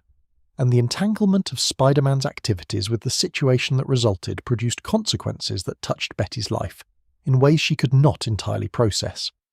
The specific grief and confusion that came from this, combined with the ongoing mystery of Peter's disappearances and the limitations that his secret placed on the comfort he could offer her, created a distance that neither of them had the information to close. They parted without resolution, which is how many things in Peter's life concluded, in the unfinished key of circumstances that could not be explained. Gwen Stacy arrived in Peter's life at Empire State University with the quality of someone who had always been meant to be there, which is to say that she arrived quietly and gradually, and revealed her importance not through dramatic entrance, but through the slow accumulation of moments in which her presence made everything slightly clearer and slightly warmer. She was the daughter of Captain George Stacy, a police captain whose integrity and intelligence Peter would come to respect deeply, and she had inherited from her father a quality of clear-eyed moral attention that expressed itself not as judgment, but as genuine interest in understanding people and situations as they actually were, rather than as they appeared. She was beautiful in a way that was inseparable from her intelligence, and intelligent in a way that made her beauty feel like an expression of character, rather than a separate feature. And she was, from relatively early in her relationship with Peter, clearly capable of loving him with a depth and a consistency that he recognized as something rare. The specific tragedy of Peter's relationship with Gwen was not that they were wrong for each other. They were not wrong for each other. It was that the secret stood between them at exactly the moments when its absence would have allowed something genuinely complete to develop, creating in its place a relationship that was deeply loving and permanently partial, sustained by real feeling on both sides and limited by the information that one side could not provide. Gwen knew that something was being withheld. She was too perceptive not to know this. The question of what it was, and why Peter could not or would not offer it, became a source of quiet, ongoing uncertainty in their relationship, a slight fog at the edges of what was otherwise clear and warm, and this uncertainty shaped Gwen's experience of loving him in ways that she could not fully articulate because she did not have the vocabulary for the specific situation she was in. She had lost her father, Captain Stacy, in the way described elsewhere in this story, and in the particular grief and anger of that loss she had turned, with understandable but devastating inaccuracy, towards Spider-Man as a figure on whom some portion of her pain could be placed. Peter had held her while she grieved for a man who had known Peter's secret and kept it, who had died in the service of the same mission that Peter served, and he had been unable to tell her any of this, unable to offer the context that might have changed the quality of her grief if not its depth, unable to be fully present to her in the way that the moment demanded because the moment demanded a truth he was not free to give. He had loved her through her anger at his alter ego and maintained his silence, and watched the distance between them grow from something bridgeable into something else. And then she'd gone to London, and time had passed, and the distance had become structural. When Gwen returned, something had shifted in her understanding. The way that distance sometimes allows a person to see what proximity had obscured. And the anger towards Spider-Man had softened into something more complicated and more generous. The love between her and Peter reasserted itself with the renewed energy of something that had survived a genuine test, and there was a period, too brief and too precious, when it seemed possible that what they had might grow into something that could sustain both of them for the rest of their lives. Peter felt this possibility, and wanted it with a completeness that he recognized as different from anything he had wanted before. A wanting that came from the deepest part of his sense of himself and his future. The George Washington Bridge ended that possibility, and the ending has been examined elsewhere in this account with the fullness it deserves. What belongs here, in the examination of what the secret cost Peter in the domain of love, is the specific grief of losing someone he had loved imperfectly. At a distance enforced by the very thing he did in order to protect her. The protection had failed in the most total way available to it, and the love that had been constrained by the secret was now constrained by something more final, and the secret remained, kept now on behalf of no one, serving nothing except the protection of a truth that the person it had been meant to protect would never now know. Mary Jane Watson had been present in Peter's life for much of the period during which these other relationships developed and concluded, a figure at the periphery of his social world, Aunt May's enthusiastic recommendation, his friends' occasional invitations, a name that preceded her actual arrival in his life by what seemed like years. When she finally appeared, her famous opening line carrying the particular energy of someone who has assessed a situation completely and found it amusing. She was everything Peter had not expected and could not quite categorize, which was in itself a form of introduction to what she would eventually become to him. The early version of Mary Jane that Peter knew, the party girl, the social creature who moved through every room as though it had been arranged for her arrival, the person who treated emotional depth as something to be avoided in favor of surface pleasures and immediate satisfactions, was not a false version of her. It was a real version, a version she had constructed for real reasons out of real material, and it served real purposes in her life. She had grown up in circumstances that made emotional investment feel dangerous, in a family where love was inconsistently available and disappointment was reliably delivered, and she had learned, with the adaptive intelligence of someone who survives difficult childhoods by developing protective strategies, that the best way to avoid being hurt was to avoid being known. If no one knew where you actually lived, emotionally speaking, no one could find their way to the thing that mattered and damage it. What this meant for Peter, in the early years of knowing her, was that she was wonderful company and an essentially unavailable intimate partner, present and charming and genuinely warm in the ways that did not require her to be vulnerable and absent in the ways that did. He liked her enormously and found her energy a genuine relief from the weight that his interior life was always generating, and he did not, for a long time, expect more from her than she was offering, because what she was offering was already more uncomplicated pleasure than he received from most other sources. The transformation in what Mary Jane offered, and what she required of herself in order to offer it, did not happen through a single moment of revelation, but through the accumulated pressure of crisis and proximity, and the gradual discovery that she was capable of things she had not previously tested in herself. When Peter's grief became impossible to manage alone, when the losses accumulated to a point where the performance of ordinary functioning required more than he had available, Mary Jane was there in a way that surprised both of them. She did not retreat from the weight of his pain into the safer territory of lightness and distraction. She moved toward it, with the instinctive accuracy of someone who recognizes that this is the moment when presence matters more than comfort, and she provided a kind of companionship that asked nothing of him,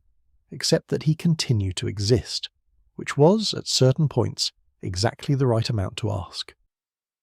What this cost her was the armor she'd spent years constructing. To be genuinely present to Peter's grief required her to be genuinely present in a way that her protective strategies had been specifically designed to prevent, and choosing to do it anyway was an act of courage that he recognized and valued even when he was too consumed by his own pain to articulate his recognition. She became, through this process of choosing to be known in the act of truly knowing someone else, a different and more complete version of herself, and the relationship that developed from this mutual transformation was built on foundations that neither of her earlier relational strategies, his sustained concealment, or her practiced unavailability could have produced. The eventual revelation of Peter's secret to Mary Jane, which came through her own perception rather than his disclosure, changed the nature of their relationship in ways that were simultaneously liberating and newly complicated. She knew who he was and what he did and what it cost him, and why the absences and the injuries and the careful management of information had been necessary, and she had chosen, with full knowledge of what the choice entailed, to stay. This choosing, freely made with complete information, was something Peter had never received from anyone he loved, and its value to him was incalculable in the truest sense of that word, beyond the reach of any calculation he knew how to perform. But knowing the secret did not dissolve the problems the secret had always generated. It transformed them into new configurations of the same essential difficulty. Now Mary Jane carried the knowledge and its weight, lived inside the anxiety that Peter had always lived inside alone, faced the daily reality of loving someone who left in the night to do dangerous things and might not come back. The sharing of the burden was genuine and genuinely valuable. It was also, she discovered, a different kind of burden than the one she had imagined when she had imagined it from outside. Peter loved Mary Jane with the full knowledge of her, with the specific affection that comes from being seen in your actual complexity and chosen anyway. And this was a quality of love that he had not previously experienced, that was different in its texture from what he had felt for Betty or Gwen, not greater or lesser, but differently sourced, coming from a place of mutual recognition rather than the bittersweet partial knowing that his secret had imposed on every previous relationship. He had spent years loving people who loved a version of him, and now he was loved by someone who loved the whole of him. The photographer and the hero and the grieving boy from Queens, and the man he had become through decades of carrying more than any person should be asked to carry alone. What the full arc of his romantic life revealed, taken together and regarded with the honesty it deserves, was not a story of failure but a story of the particular cost of a particular kind of integrity. Peter had kept his secret because he believed, genuinely and with good reason, that keeping it protected the people he loved. The secret had also, by the same mechanism, prevented those people from fully knowing the person they loved, which meant that some portion of what they lost when they lost him, or what they failed to receive when they were with him, was the complete version of a man who was, in his completeness, worth knowing. The secret had cost him, and it had cost them. And the cost was real and ongoing and not fully resolvable. This is not a tragedy in the sense of a story that ends badly. It is a tragedy in the older sense, the sense in which a person of genuine worth is subject to a limitation that their worth cannot overcome, and in which the limitation and the worth are, in some deep way, expressions of the same thing. There are moments in a life that function as dividing lines, events so complete in their rupture of what came before that everything afterward is understood in relation to them, dated from them, measured against the standard they establish for what loss actually means, and what it costs, and what it asks of the person who survives it. Peter Parker had already lived through one such moment by the time he reached his young adulthood. The night in the warehouse in Queens when the recognition of a criminal's face had rewritten his understanding of his own responsibility and his own failure in terms that would never be fully revised. He carried that night with him always, as has been described, as both wound and compass, as the thing that hurt and the thing that oriented. What happened on the George Washington Bridge arrived as a second dividing line of this kind, different in its nature from the first but equal in its permanence, and the life that Peter Parker lived after it was shaped by it in ways that reached into every corner of his existence and rearranged what they found there. To understand what the bridge meant, it is necessary to understand who Gwen Stacy was in the full sense of who she had become by the time that night arrived, not just in relation to Peter, but in herself, as a person who had developed through the years of their relationship into someone whose presence in the world was genuinely valuable, and whose absence from it would constitute a real diminishment of what the world contained. The Gwen Stacy who had returned from London was not the same person who had left. She had gone away in grief and anger, carrying the weight of her father's death and the misplaced portion of her grief that had attached itself to Spider-Man as a convenient object for feelings that needed somewhere to go. She had spent her time abroad doing the difficult interior work of mourning properly, of allowing the full weight of her father's absence to settle into her without the distorting pressure of anger to hold it at a manageable distance. And she had come back with a clarity about her own feelings and a generosity toward the complexities of other people's lives that the woman who had left did not quite possess. Captain George Stacy had known Peter's secret. This has been established, and its importance cannot be overstated in the context of understanding what Gwen's death meant to Peter, because it meant that the man who had died in the Spider-Man and Dr. Octopus confrontation, the man whose death had generated Gwen's initial anger toward the Wallcrawler, had died with a full understanding of who Spider-Man was and what he stood for and why the work mattered. His final words, asking Peter to take care of Gwen, had been addressed to the complete person, to Spider-Man and Peter Parker simultaneously, and they had carried the weight of someone who had assessed the situation in its full complexity and arrived at a judgment that was generous and clear-eyed and entirely without resentment. Captain Stacy had understood. He had chosen in his final moments to use his understanding in service of the people he loved, rather than in service of any other possible response to the situation. Gwen had arrived at something approaching this understanding herself, through her own route and in her own time, and the love that she brought back to Peter from London carried within it the fullness of this arrival. She was not simply offering him her affection, which she had always offered. She was offering him her trust, her renewed and deliberate trust, extended with full awareness of the complications and the mysteries that had always existed in their relationship, and that she had chosen, finally, to accept as part of the texture of loving him, rather than as obstacles to it. Peter received this trust with a gratitude that he could not fully express, that existed at a depth beneath the available language, and he allowed himself, perhaps for the first time in his relationship with her, to hope in a way that felt genuinely sustainable, genuinely pointed toward a future, rather than provisional and contingent on circumstances he could not control. This hope, specific and warm and located in the ordinary details of the life they were beginning to build together, was what Norman Osborn targeted when he chose Gwen Stacy as the instrument of Spider-Man's destruction. Norman's psychology has been examined elsewhere, the returning memories, the restored Green Goblin persona,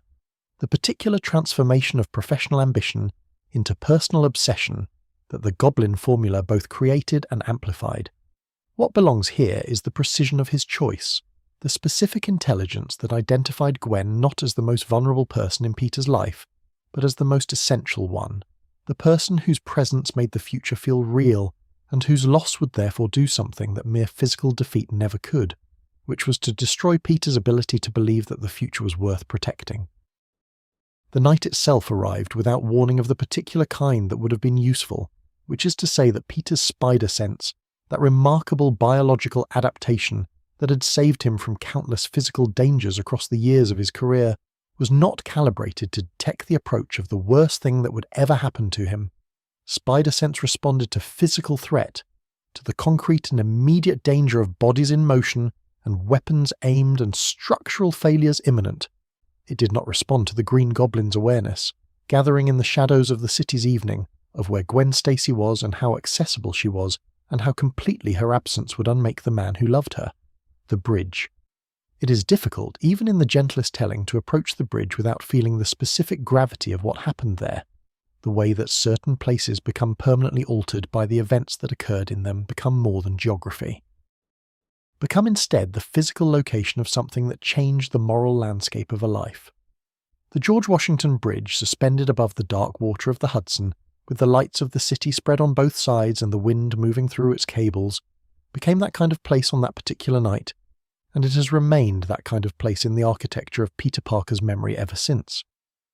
Norman arrived as the Green Goblin in the full theatrical expression of that identity on his glider, with Gwen unconscious in his hold, having arranged the confrontation with the deliberateness of someone who's been planning it for long enough to consider every detail.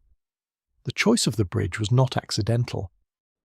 Height was part of the calculation, the specific tactical advantage of a location where the consequences of failure were absolute,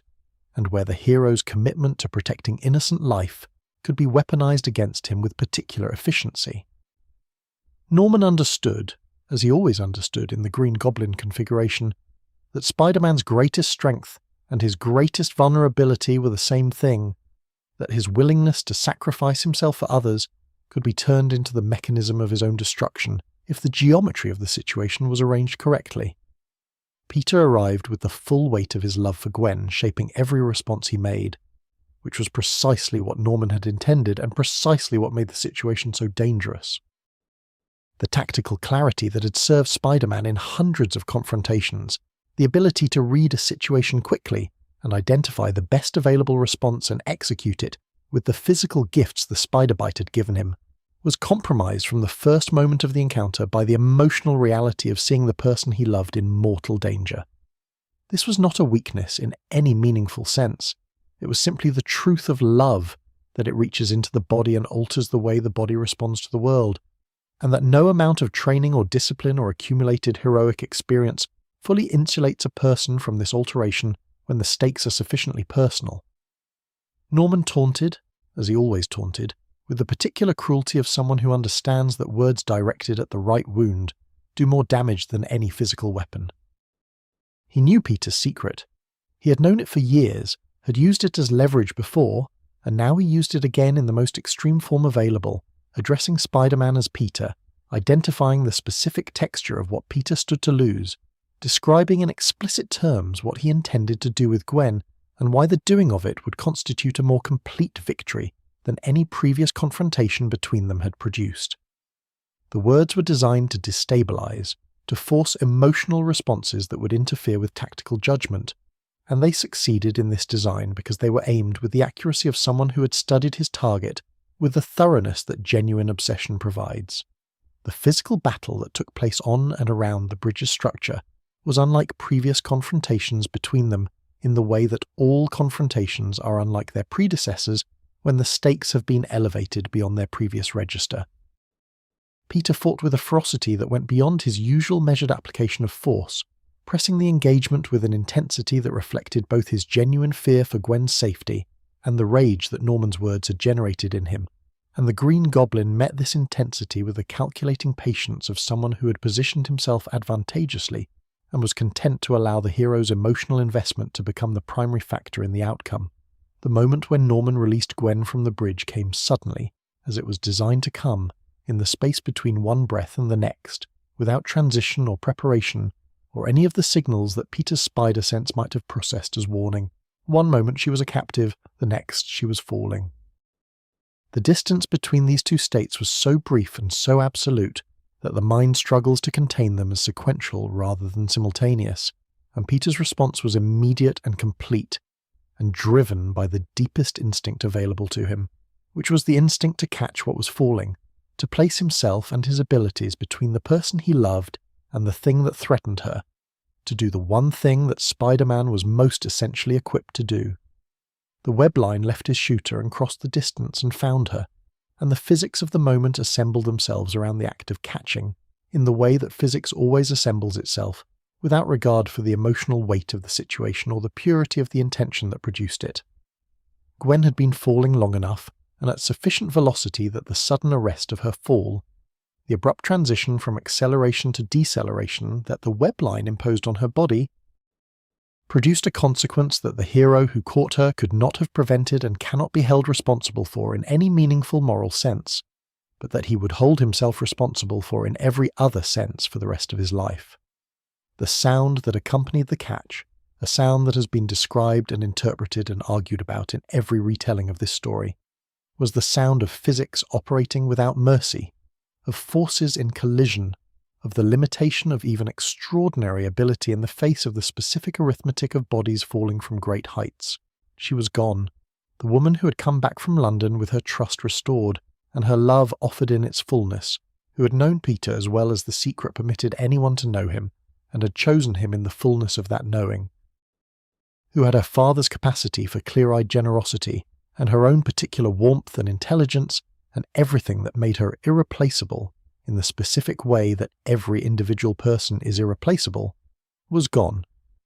The web line had done what web lines do, and the thing it had been sent to prevent had happened anyway, and there was no revision available, no additional heroic effort that the situation could accommodate, no version of what came next in which Gwen Stacy was alive. What happened to Peter in the moments that followed exists in a register that is genuinely difficult to describe with the precision that it deserves, because what happened was not a single identifiable response, but a confluence of things that arrived simultaneously and occupied the same interior space without resolving into any coherent emotional state. The grief was immediate and total, the kind of grief that arrives before it can be understood or contextualized or metabolized in any way, that exists first as pure physical sensation in the chest and the throat and the hands, that precedes any cognitive processing of what has been lost and why the loss is as large as it is. Alongside the grief was the rage, which had been present since the confrontation began, but which now achieved a clarity and an intensity that it had not previously possessed, directed entirely and without remainder at the man on the glider above him who had made this happen, who had chosen this outcome and engineered it with the deliberateness of someone acting from hatred rather than desperation. And beneath both of these, beneath the grief and the rage and the terrible clarity of the immediate situation, was something quieter and more devastating, a recognition that arrived in the same register as his understanding in the warehouse years before, the understanding that something he had done, an act motivated entirely by love and executed with the full application of his abilities, had contributed to the worst outcome available. He had caught her, he had done what Spider-Man does, and the catching had not been enough, and the not being enough had a specific quality this time that was different from the many previous times his best efforts had fallen short, because this time the person it had not been enough for was the person whose loss was most incompatible with the continuation of ordinary life. Norman celebrated. This detail belongs in the telling because it is essential to understanding what happened next, what Peter came closest to becoming in the minutes that followed Gwen's death, and why the fact that he did not become it represents one of the most significant moral achievements of his entire career. Norman Osborn, in the full expression of the Green Goblin persona, looked at what he had done and found it good, found it sufficient, found it a cause for the particular exultation that the most complete expressions of cruelty produce in people who have abandoned their humanity, completely enough to feel exultation rather than horror at such a sight. He had wanted to destroy Spider-Man, and he believed, in those moments, that he had. What Peter did next was fight. He fought with everything he had, with the grief and the rage combined into something that had no name and no precedent in his previous experience, with a ferocity that went beyond the measured application of force that had always characterized his approach to combat and entered a register that frightened him, even as he inhabited it, because he recognized in it the presence of something he had never allowed to express itself before, the full unrestricted desire to hurt the person in front of him as completely and as permanently as possible. Norman had hurt him beyond any previous experience of being hurt, and Spider-Man, in those minutes on the bridge, was very close to responding in kind. The line that he did not cross, the decision that preserved his identity as a hero in the moment when everything that had made heroism meaningful to him had just been destroyed, was not made easily or cleanly, or from a position of moral certainty. It was made in the midst of the worst pain he had ever experienced, in the presence of the woman he loved lying still at the end of a web line. With his hands already having made contact with Norman Osborn in ways that were doing genuine damage, and it was made on the basis of something that was less than a full moral argument and more than mere reflex, something that belonged to the deepest layer of who he was, the layer that Uncle Ben had spent years cultivating, and that had been reinforced by every choice Peter had made since the warehouse in Queens. He was not a killer. He had chosen, before he had the power to kill, to be something other than that, and the choice had been made at a level of the self that his grief and his rage could not reach to revise. Norman's death came through his own technology, through the glider he had ridden throughout his career as the Green Goblin, turned against him in the chaos of the final moments of their confrontation, and the irony of this outcome, which might in other circumstances have felt like poetic justice, felt in the immediate aftermath of Gwen's death like nothing in particular. Like the city that Spider-Man had spent years protecting continued its ordinary, magnificent, indifferent life, and Peter moved through it carrying something that would never fully leave him, the specific grief of a love lost at the moment of its fullest expression, and the specific guilt of a hero who had done everything right and arrived at the worst possible outcome, and the specific knowledge that both of these things were true simultaneously, and that neither cancelled the other, and that he would spend the rest of his life learning to carry them both. Gwen Stacy did not disappear from Peter Parker's life when she died on the bridge. She remained, as the people we have loved most completely always remain, as a presence in the interior landscape, as a voice in the conscience, as a standard against which subsequent choices are measured and found adequate or wanting. Her father had asked Peter to take care of her, and Peter had failed at this in the most complete way available to failure, and the asking and the failing and the love that had existed between the two of them in the space between these events remained as true and as permanent as anything else in his life. She had been real. She had loved him. He had loved her. The bridge had not changed any of these things. It had only added to them the unbearable weight of what had been lost, and the unbearable persistence of the man who had to continue living inside that weight and find, somehow, reasons to keep swinging. The bridge receded into the past the way that the worst things recede, not by becoming smaller but by becoming structural, by being absorbed into the architecture of a life that had to continue, regardless of what it now contained. Peter Parker kept moving, kept swinging, kept showing up to the places where Spider-Man was needed, and performing the functions that Spider-Man existed to perform, and he did this with the particular determination of someone who has decided that continuance is itself a form of honouring what has been lost, that the alternative to continuing is a kind of second death that the first death does not justify and would not have wanted. He grieved, and he continued, and he carried both of these activities simultaneously in the way that human beings carry the things they cannot put down, with the whole body, with every step, with a quality of effort that is invisible to observers because its primary expression is simply the act of remaining present in a life that has been made immeasurably heavier. What observers could see, what the people around him noticed and worried about and could not quite find the language to address, was the exhaustion. Not the ordinary exhaustion of someone managing a difficult period, the kind that rest resolves and time moderates, but the deeper exhaustion of someone who has been operating at the limit of their available resources for long enough that the limit itself has shifted,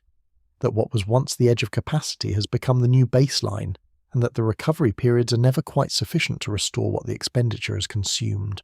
Peter had always been tired in ways that his civilian life could not account for. After the bridge, the tiredness had a different quality, heavier and more pervasive.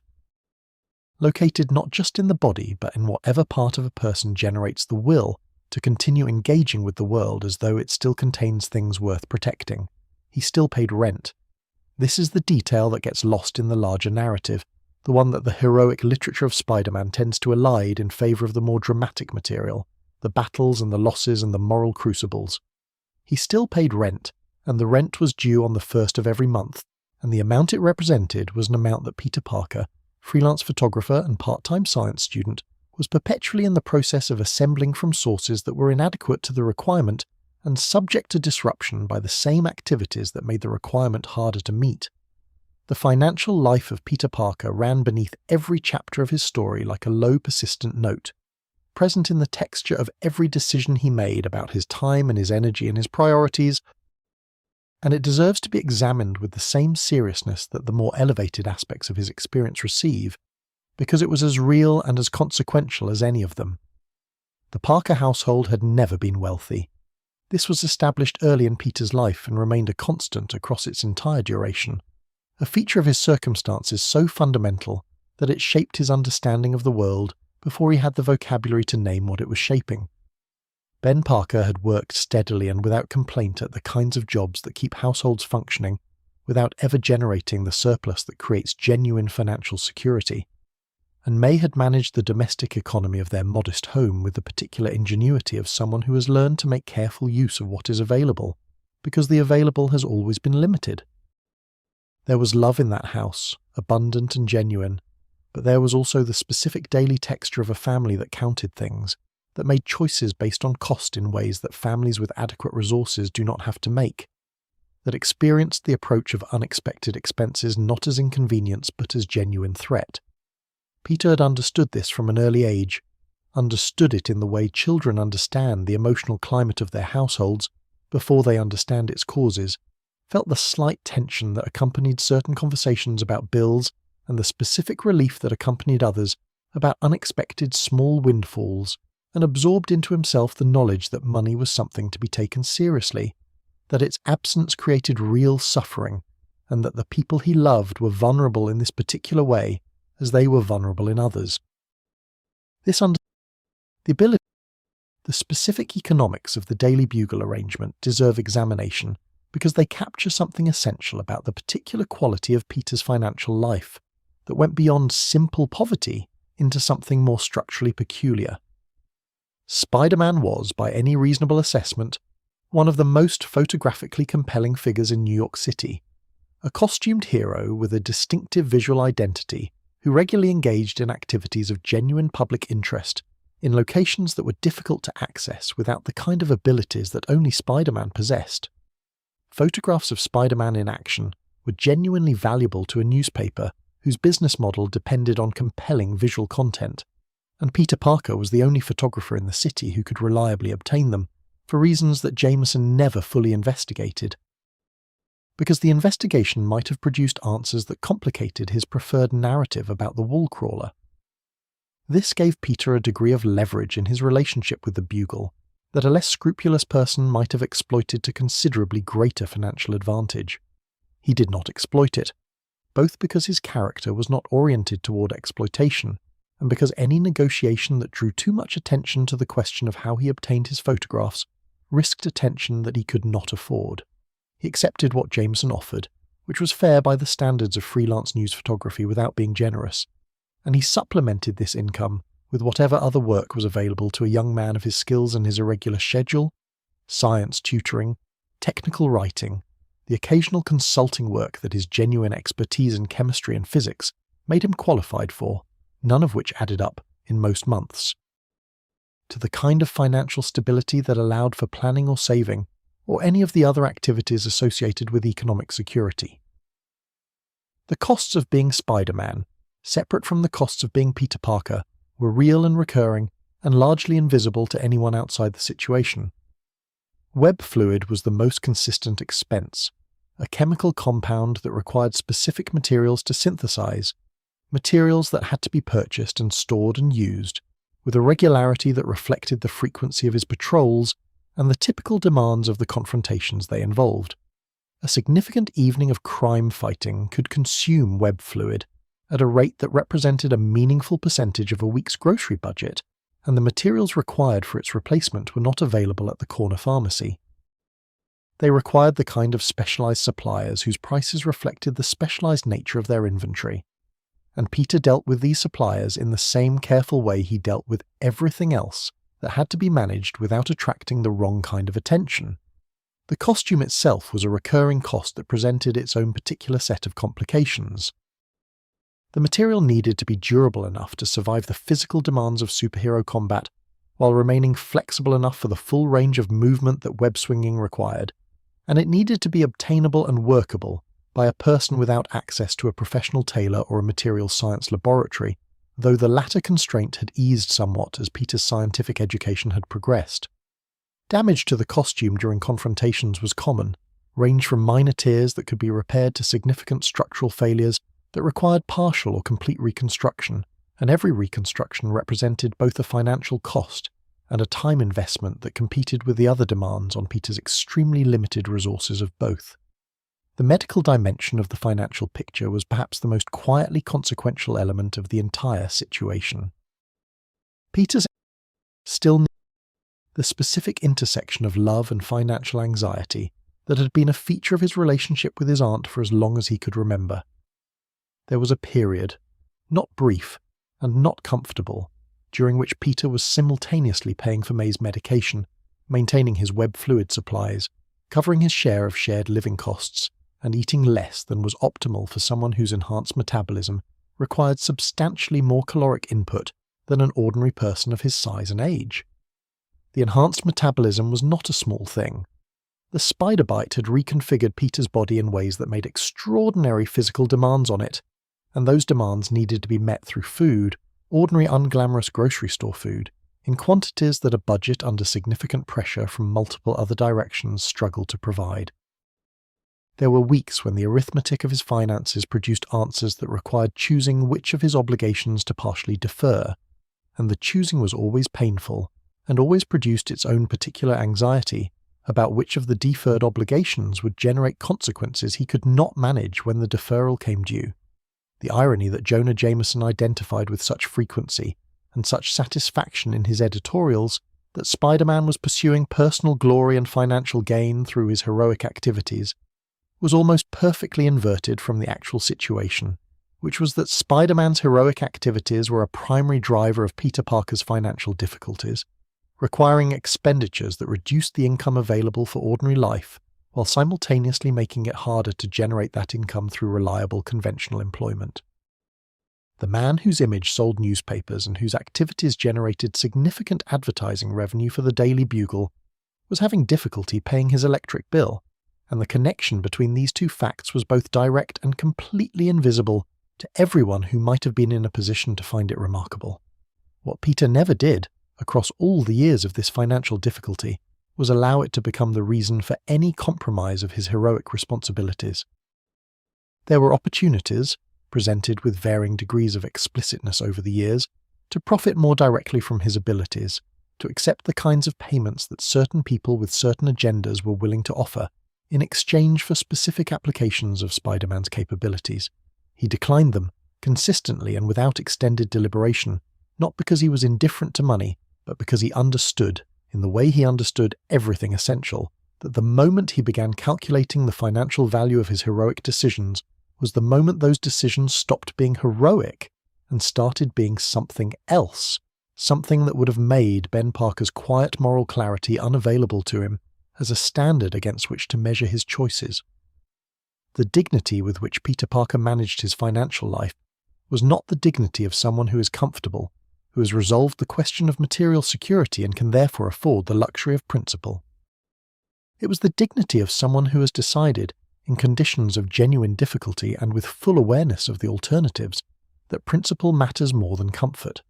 that the obligations created by his abilities extend to the obligation to maintain the integrity of those abilities as tools of genuine service rather than instruments of personal advantage.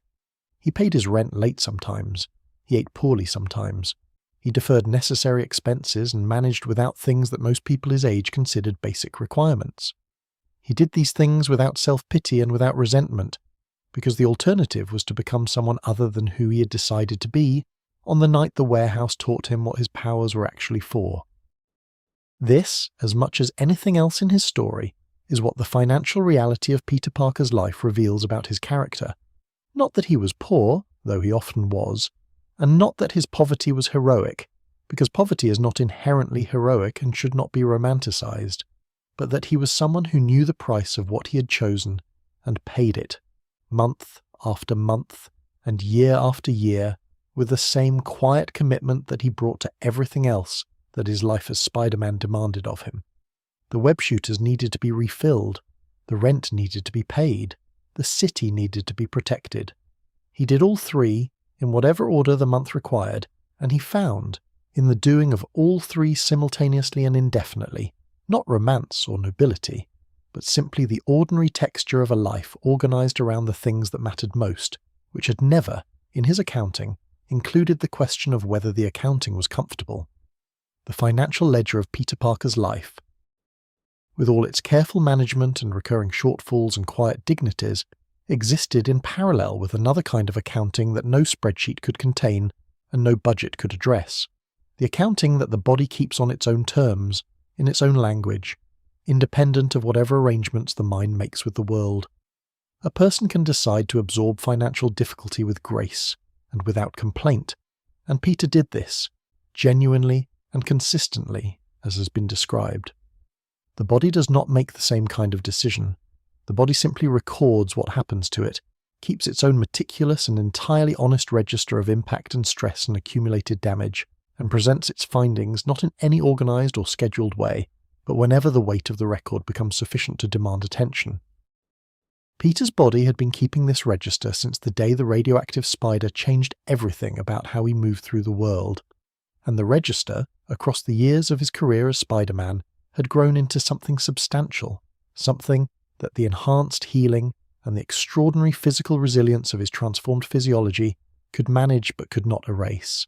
It begins with the simple fact of impact, which is the most basic and most constant element of Spider-Man's physical experience and the one that civilian life offers no adequate analogy for. To swing between buildings on lines of webbing at the speeds that Peter routinely travelled was to subject the body to forces that had no precedent in ordinary human movement. Centrifugal pressures at the bottom of each arc, sudden directional changes that demanded instantaneous muscular response. The occasional miscalculation or unexpected obstacle that converted forward momentum into collision with surfaces that did not yield the way a trained athlete's landing mat yields. Peter absorbed these forces with the enhanced durability that the spider bite had provided, and his body processed them in the accelerated way that his transformed physiology processed everything, and the bruising that would have kept an ordinary person immobile for days resolved in Peter's case within hours. But resolved is not the same as absent. The hour still existed. The bruising was still present in them, still registered in the body's honest accounting, still shaped how he carried himself through the other activities of those hours, the school corridors and the bugle offices and the kitchen table with May, where he ate his dinner with the carefully managed posture of someone who has learned to conceal pain through the application of deliberate attention. The ribs were the most frequent and most inconvenient of the recurring injuries, because ribs are not things that can be easily worked around in a life that requires the full range of thoracic movement, requires deep breathing during sustained physical exertion, requires the capacity to absorb contact without audible response. Peter cracked ribs with a regularity that, had it been visible to anyone in his civilian life, would have generated immediate and serious concern. In the context of his actual life, it generated careful breath management, and the specific discipline of maintaining normal vocal patterns when May hugged him, and the pressure of her arms landed on something that was in the process of healing. He became expert at this particular concealment, at producing the warm and natural response that a hug deserves, while the interior of his chest was doing something considerably more complicated than the exterior suggested. The expertise itself was a kind of cost, the ongoing expenditure of attention that concealment required, attention that could have gone elsewhere and went here instead, into the daily performance of physical wholeness. Beyond the ribs were the shoulders, which bore an enormous proportion of the mechanical load of web swinging and wall crawling and the specific physical demands of combat, with opponents whose strength and methods varied considerably, but whose consistent effect on Peter's shoulder joints was a kind of cumulative conversation between applied force and biological structure, that the biological structure was always eventually required to answer. The answer took the form of inflammation and stiffness, and the particular ache of joints that have been asked to perform at extremes of their range, under load for extended periods. And while Peter's healing addressed this the way it addressed everything, the addressing took time, and the time was spent inside a body that was reminding him, with characteristic physical honesty, that the conversation had occurred. The hands deserved their own examination in this counting, because the hands were the most constant interface between Spider-Man's body and the physical world he moved through, the surfaces he clung to, the web lines he fired, the opponents he grappled with, the weight he supported and redirected and occasionally, when necessary, applied with the full force of everything the spider bite had made available. The palms of Peter Parker's hands, had anyone examined them with sufficient attention, told a story of sustained extraordinary use, of a relationship with friction and grip and adhesion that ordinary human hands were not designed for, and that Peter's transformed hands managed through mechanisms that his scientific understanding could describe, but that the sensation of inhabiting was beyond any description's reach. They were strong, his hands genuinely and almost incomprehensibly strong, in the context of a person of his apparent size and build, and they were also, beneath the strength, attentive in a way that hands become when they have been relied upon for years as instruments of precision and care, when they have had to modulate between the force required to climb a building's exterior and the force appropriate for handing a grocery bag to an elderly neighbour without causing alarm. The sensory dimensions of his transformed body presented their own category of ongoing physical experience that occupied a space between gift and burden, with a fluidity that varied by context, and that Peter had spent years learning to navigate. The spider sense was the most immediately useful of his enhanced perceptions, the biological alarm system that had saved his life on more occasions than he could count, and he had developed over time a sophisticated relationship with its signals, a fluency in the language of warning it spoke that allowed him to distinguish between the background noise of ordinary environmental information and the specific quality of alert that meant something genuinely dangerous was approaching. But fluency had not made the sense quiet. It had simply made its constant activity manageable, and manageable was different from comfortable, was different from the experience of moving through the world without a perpetual sensory accompaniment that registered everything in the environment as potential information requiring assessment. In the densely populated environments of his civilian life, classrooms and newsrooms and crowded city streets, the spider sense operated at a level of background activation that a less practiced person would have found overwhelming, processing the movements and intentions and physical proximities of hundreds of people simultaneously, and translating this processing into a continuous low-level awareness that sat just below the threshold of active attention. Peter had learned to keep this awareness at the threshold level most of the time, neither ignoring it nor being consumed by it, maintaining the functional equivalent of the alertness that an experienced driver maintains on a busy highway, present enough to respond to anything significant and sufficiently habituated to the ordinary to avoid exhausting itself on the unremarkable. The cognitive cost of maintaining this calibration, year after year, in environments of varying complexity and varying threat level, was real and ongoing and impossible to fully account for in any assessment of his daily energy expenditure. The other enhanced senses, the acuity of vision and hearing and smell that the bite had given him, created their own management challenges in the civilian world, challenges that bore no resemblance to the enhancement they represented in the field. In the field, being able to hear a conversation happening 3 floors above him, or to detect through smell the specific chemical signature of an approaching threat, was straightforwardly valuable, providing information that improved his effectiveness and protected his safety. In a high school classroom or a newspaper office or a crowded restaurant, these same capacities provided information that was not useful, could not be acted upon, and required active suppression to prevent it from interfering with the activities and conversations that his civilian life demanded. The perfume that a colleague had applied too liberally, the argument happening in an office down the hall, the specific frequencies of fluorescent lighting that his enhanced auditory processing detected as a constant low-frequency hum beneath the surface of every indoor environment he inhabited. These were not threats, not useful intelligence, simply sensory data that his transformed body insisted on receiving and that his mind had to manage without assistance from any system designed for the purpose.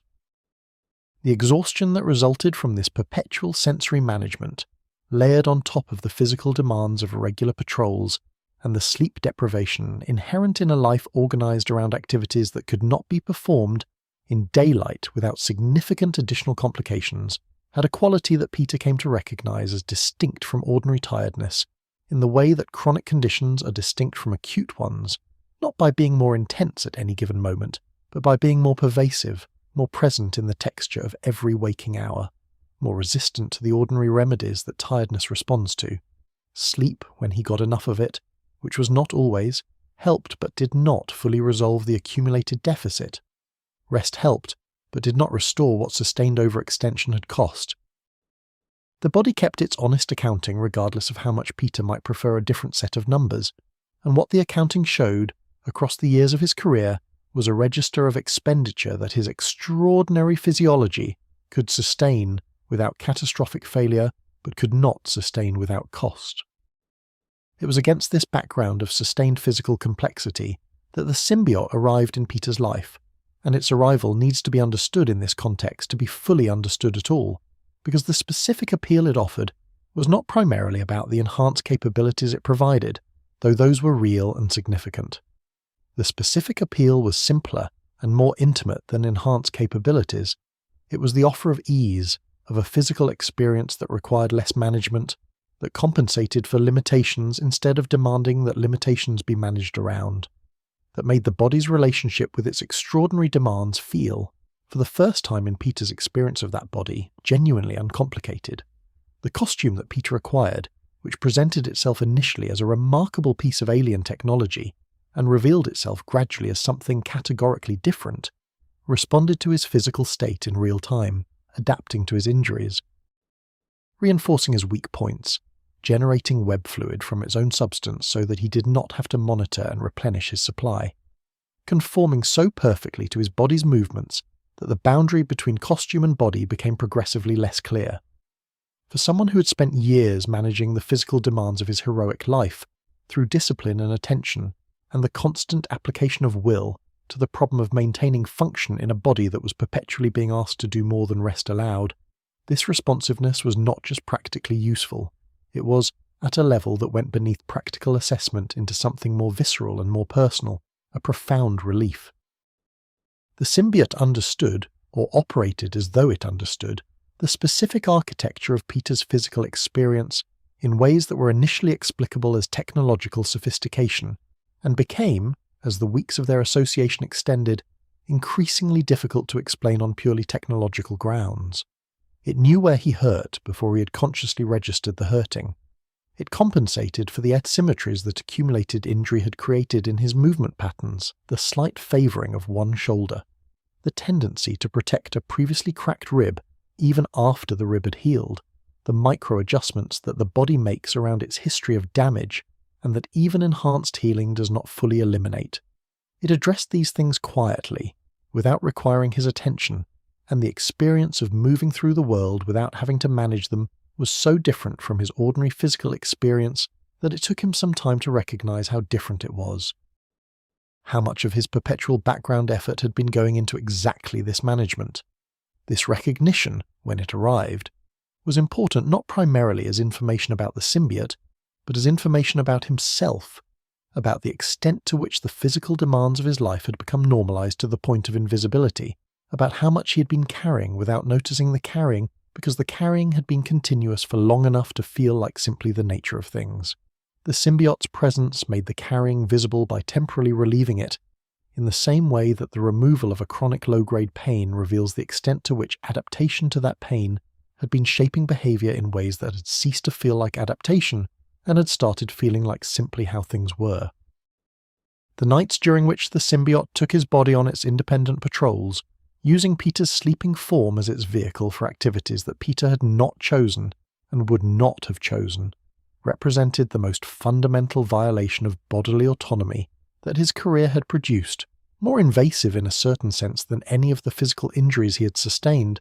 because those injuries had been imposed from outside and had been metabolized by a body that remained, throughout its healing, fully his own. The symbiote's nocturnal use of his body was something different, was the experience of being inhabited rather than hurt, of waking to a body that had been somewhere and done things, and was tired in ways that his own choices had not produced, tired in the way of someone who had been working while they believed themselves to be sleeping, who had been spending energy from an account they thought was being replenished. Mary Jane's perception that something was wrong, her recognition that the man in the black costume was not quite the man she knew, even when he was standing in front of her, demonstrated both her perceptiveness and the symbiote's essential inaccuracy as a mimic of Peter's interior life. It could reproduce his physical capabilities and approximate his behavioral patterns and access his memories for navigational and tactical purposes, but it could not reproduce the specific quality of his presence, the particular way his attention organized itself around the people he loved, the texture of his humor, the precise calibrations of his moral instincts that were the products of his specific history and his specific character, and that could not be replicated by any organism, however sophisticated, that had not lived that history and formed that character through the decades of experience that had produced them. The separation from the symbiote, accomplished with the assistance of sonic vibration that caused the organism genuine pain and that caused Peter genuine distress in the causing, was physically demanding in a way that bore a genuine resemblance to withdrawal, the body accustomed to a supplementary system of support suddenly required to manage without it, feeling the absence of the ease that the supplement had provided as a kind of deficit, as the return of demands that had been temporarily relieved and that now reasserted themselves with the additional weight of contrast. He had known, for those weeks of their association, what it felt like to inhabit his body without the accumulated physical cost of his career, and now he knew again what it felt like to inhabit it with that cost, and the knowing again had the specific quality of a loss layered on top of all the other losses, minor in comparison to most of them, but real in its own register. What Peter understood in the aftermath of the symbiote, understanding that he had not quite possessed before the experience and could not quite unlearn after it, was something about the relationship between physical experience and identity, about how the body's ongoing accommodation of its own history creates a continuity of self that is not merely biological but deeply personal. The symbiote had offered him relief from this accommodation, had offered him a body that did not carry its history and its movement patterns and its healing processes and its calibrated sensory management, and he had discovered, through the experience of that relief and its eventual removal, that the accommodation was not only a cost but also a form of integrity, that the body that bore the marks of his choices and his losses and his years of service was genuinely and irreducibly his, and that its tiredness was the tiredness of someone who had used themselves in the service of something that mattered, which was a different kind of tiredness from all the kinds that have no such account to give of themselves. He returned to the red and blue costume with this understanding in him, returned to the web fluid cartridges that needed monitoring, and the shoulder that ached in cold weather, and the spider sense that never fully quieted, and the sleep that was never quite sufficient, and he carried all of it forward into the continuation of a career that the body's honest accounting confirmed was extracting a genuine and ongoing price, and he paid the price, as he paid all the prices his life required, not without awareness of the paying, but without the paying becoming the reason to stop. The body's honest accounting, with all its unscheduled presentations of accumulated cost, existed within a life that contained more than physical demands, more than financial pressures and sensory management, and the ongoing discipline of concealment. It existed within relationships, and the relationships were themselves a form of accounting, a different kind of register kept in a different kind of currency, one whose entries were made not in the language of impact and healing, but in the language of presence and absence, of what was offered and what was withheld and what was lost because the offering had come too late or the withholding had gone on too long.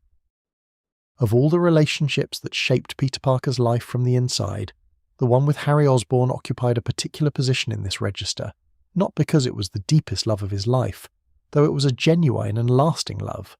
but because it was the relationship in which the cost of the secret was most continuously and most completely borne by someone other than Peter himself, someone who needed things from his closest friend that his closest friend was structurally prevented from providing, and who suffered the specific consequences of that prevention without ever understanding its cause. Harry James Osborn had arrived in Peter's life at Empire State University with the particular social confidence of someone who has grown up inside wealth and privilege long enough that these things have become invisible to him,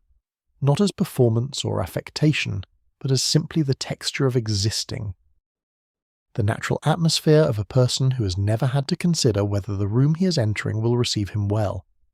He was generous, genuinely and without calculation, in the way that people are generous when generosity has never required them to calculate its cost, and his warmth toward Peter from the early stages of their acquaintance had a quality of authenticity that Peter, accustomed to the more conditional social environments of his previous experience, recognized and valued immediately. Harry wanted a real friend. He had the resources to attract many kinds of people into his orbit, and had learned, with a perceptiveness that his social ease sometimes obscured, to distinguish between people who wanted his proximity for what it provided and people who simply wanted him. Peter, who had no use for what Harry's wealth and connections could provide, and who related to him as simply another young man navigating the same institutional environment, fell clearly and recognizably into the second category, and Harry responded to this with a gratitude that was disproportionate to what Peter had actually done, but entirely proportionate to what Harry had needed. The friendship that developed between them across the university years had the specific texture of friendships formed in early adulthood, between people whose differences are complementary rather than competitive. Harry was socially fluent where Peter was awkward, comfortable with wealth, where Peter was anxious about money, oriented toward the present moment where Peter was constitutionally inclined toward consequence and implication. Peter was intellectually rigorous where Harry was impressionistic, morally serious where Harry was more inclined toward accommodation, attentive to the people around him in ways that Harry, for all his genuine warmth, sometimes failed to be because his own needs were sufficiently demanding to occupy most of his available attention. They balanced each other in the way of good friendships, each providing the other with access to qualities and perspectives that their own nature did not naturally generate, and the balance felt, for the years during which it was undisturbed by the larger forces gathering around both of their lives, genuinely sustaining. Norman Osborn was the fault line beneath this friendship from the beginning, the geological instability that the surface warmth of the relationship concealed, and that would eventually produce the ruptures that neither Peter nor Harry could entirely prevent or repair. Norman's presence in Harry's life was the defining wound of Harry's psychology, the central fact around which everything else in his interior world was organized. And it was a wound that had been inflicted not through cruelty in the conventional sense, but through the specific damage that a certain kind of love does when it is conditional and inconsistent and always slightly beyond reach. Norman loved Harry. Peter believed this, and the evidence supports the belief, in the complicated way that people love when their capacity for love has been distorted by their own psychological history and their own ambitions and their own needs. The love was real, and it was insufficient, and it was organized around what Harry represented to Norman's vision of his legacy, rather than around who Harry actually was. And Harry had spent his entire life trying to reconcile these two things, trying to be enough for a father whose definition of the enough kept shifting in response to criteria that Harry could never quite identify in time to meet them. Peter had watched this dynamic across the years of their friendship, with the particular helplessness of someone who understands clearly what is happening to another person, and lacks the standing or the information to intervene in a way that would actually help. He could offer Harry his presence and his friendship, and he did consistently and without reservation, but the wound that Norman's parenting had created in Harry was not one that friendship could reach, was located in a place that only a different version of the father-son relationship could have addressed. And a different version of that relationship was not available. What Peter could do was be there, reliably and genuinely there, and this was not nothing, was in fact a considerable thing, but it was not the thing Harry most needed, and Peter knew this, and the knowledge sat in him with the particular weight of things that are clearly understood and cannot be acted upon. Harry's drug use, which emerged during the university years as both symptom and attempted remedy, was the first visible expression of how completely the pressure of Norman's expectations and Norman's love had organised Harry's interior life around needs that were not being met. The specific substances Harry turned to offered, for the hours of their effect, something that his ordinary existence did not, which was relief from the chronic low-grade anxiety of being Norman Osborn's son, in a world where being Norman Osborn's son carried both enormous privilege and the specific psychological cost of a conditional love that made the privilege feel perpetually provisional. Peter recognised the drug use for what it was with the accuracy of someone who understood Harry's inner life as well as anyone outside it could, and he tried to address it with the tools available to him, which were primarily the tools of friendship, of conversation and presence, and the consistent offering of a relationship that made no demands on Harry to be anything other than what he was. These tools were genuine, and they were not sufficient, and Peter's recognition of their insufficiency added another entry to the register of things he carried that he could not put down.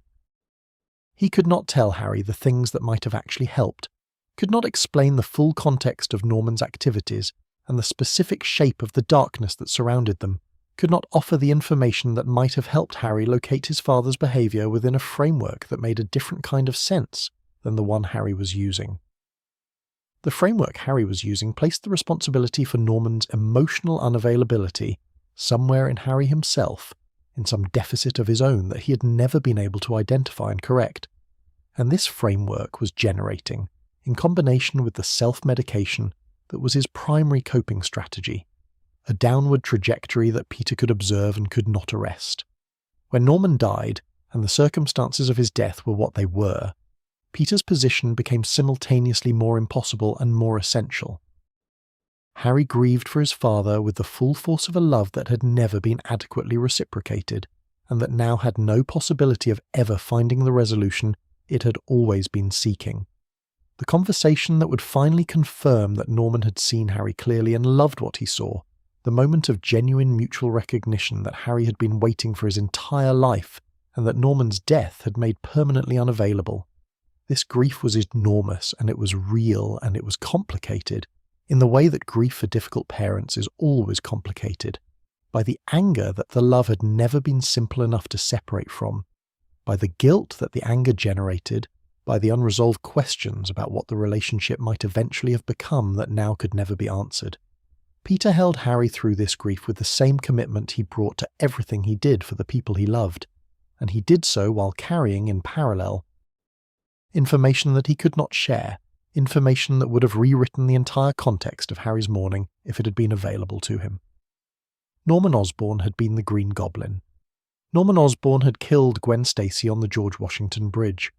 Norman Osborn had known Peter's secret identity and used that knowledge as a weapon, and died in the process of attempting to use it again.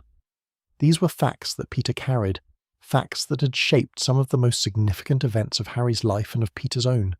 and he carried them in silence because the alternative, the revelation of the truth, would have required him to expose his own identity and to ask Harry to process in the middle of his raw and immediate grief the information that the father he was mourning had been responsible for the death of the woman Peter had loved, and for the specific shape of the last several years of Peter's life. The silence was chosen, as most of Peter's silences were chosen, out of genuine love and genuine protection, out of the assessment that Harry in his current state could not hold this information without being destroyed by it, and that the timing of revelation matters as much as the revelation itself. But silence chosen out of love still creates distance, and the distance it created between Peter and Harry in the period of Harry's grief was felt by both of them as a failure of the friendship's usual intimacy without either of them being able to locate its source,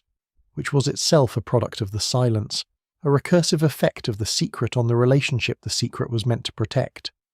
Harry's eventual discovery of his father's equipment and research, his gradual piecing together of the truth about Norman's double life,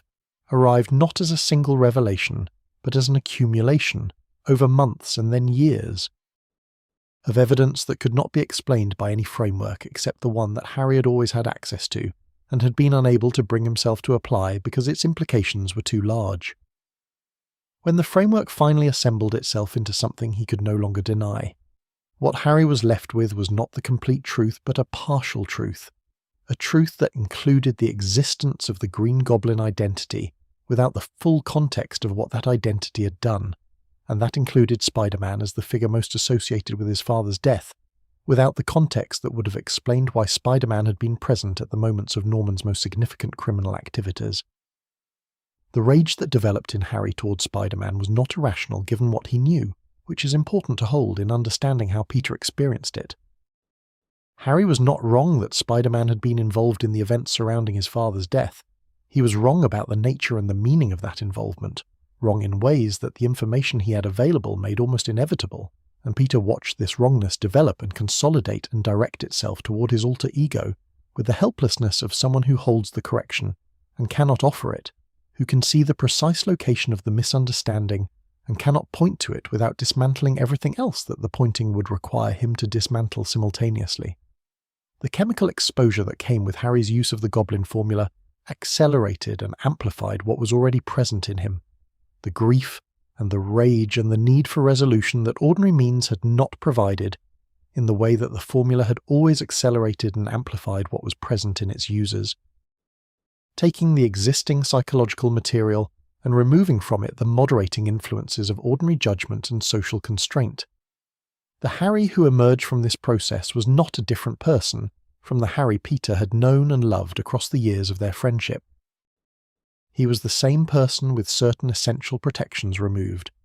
with the pain that had always been present made directly and dangerously visible rather than managed and contained, with the love and the hurt and the need for his father's approval and the rage at everything that had prevented that approval from arriving, transformed into a mission that was simultaneously comprehensible and terrible. Peter's response to Harry's transformation into the new Green Goblin was shaped at every moment by the knowledge of who Harry was beneath the transformation,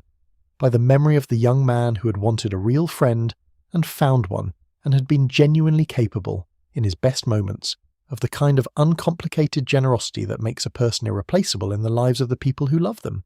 He fought Harry because Harry was dangerous and people needed to be protected from that danger, and he held back in ways that a purely tactical assessment would not have recommended. Pulled punches that he should not have pulled and sought conversations that the situation did not reward and continued, through encounters that were genuinely threatening to his physical safety, to speak to the person inside the Green Goblin costume as though that person was still accessible, as though the right combination of words and patience and the specific quality of love that had always characterized their friendship might still find its way through the formula's amplifications to something that remembered what they had been to each other. This was not strategic. It was not even fully rational, given what Harry was doing and what he was capable of doing. It was simply what love looks like when it refuses to be revised by circumstance, when it insists on addressing itself to the person rather than the threat, when it cannot bring itself to treat someone it has known and cared for as simply an obstacle to be neutralized rather than a human being in need of something that the obstacle presentation is a symptom of. Peter could not save Harry from the formula or from the grief or from the specific trajectory that Norman's legacy had set in motion decades before Harry had any agency in relation to it. What he could do was continue to show up to the encounters as himself, as the friend rather than the adversary, and this was not nothing, was in fact in the register of things that matter even when they do not produce the outcomes they are oriented toward. Considerable. Harry's final act, the choice to save Peter and the others, rather than complete the revenge that had organized his transformed psychology, came from the place that Peter had always been addressing himself to, the place where Harry Osborn rather than the Green Goblin made the decisions. It came, as such moments always come, at enormous cost. The formula's long-term effects on Harry's body, presenting their accounting at precisely the moment when he most needed his body to cooperate with the choice he had made. He died in a way that was, given everything that had preceded it, as much a restoration as a loss, the man Peter had known reasserting himself in the moment that mattered most, and making the choice that confirmed that the friendship had always been real, and that what Harry had been at his best was what Harry most deeply was, regardless of everything the formula and the grief and Norman's legacy had done to obscure it. Peter held him as he died and said the things that the situation called for, and that were also simply true, that he had always been his friend, that the friendship had been one of the sustaining things of his life, that he was sorry for all the distances the secret had created, for all the conversations they had not been able to have, for all the things that might have been different if the circumstances had allowed different choices. Harry's response, in the moments remaining to him, was the response of someone who had found his way back to himself in time to receive what was being offered, and to offer in return the forgiveness that Peter had not known he needed as badly as he did until it was given. The grief that followed was a grief Peter carried with a specific quality of completeness, because Harry had been the friend who had known Peter Parker across the full span of his adult life, who had witnessed the university years and the early career and the losses and the small triumphs and the ongoing management of a double life that Harry had never known was double,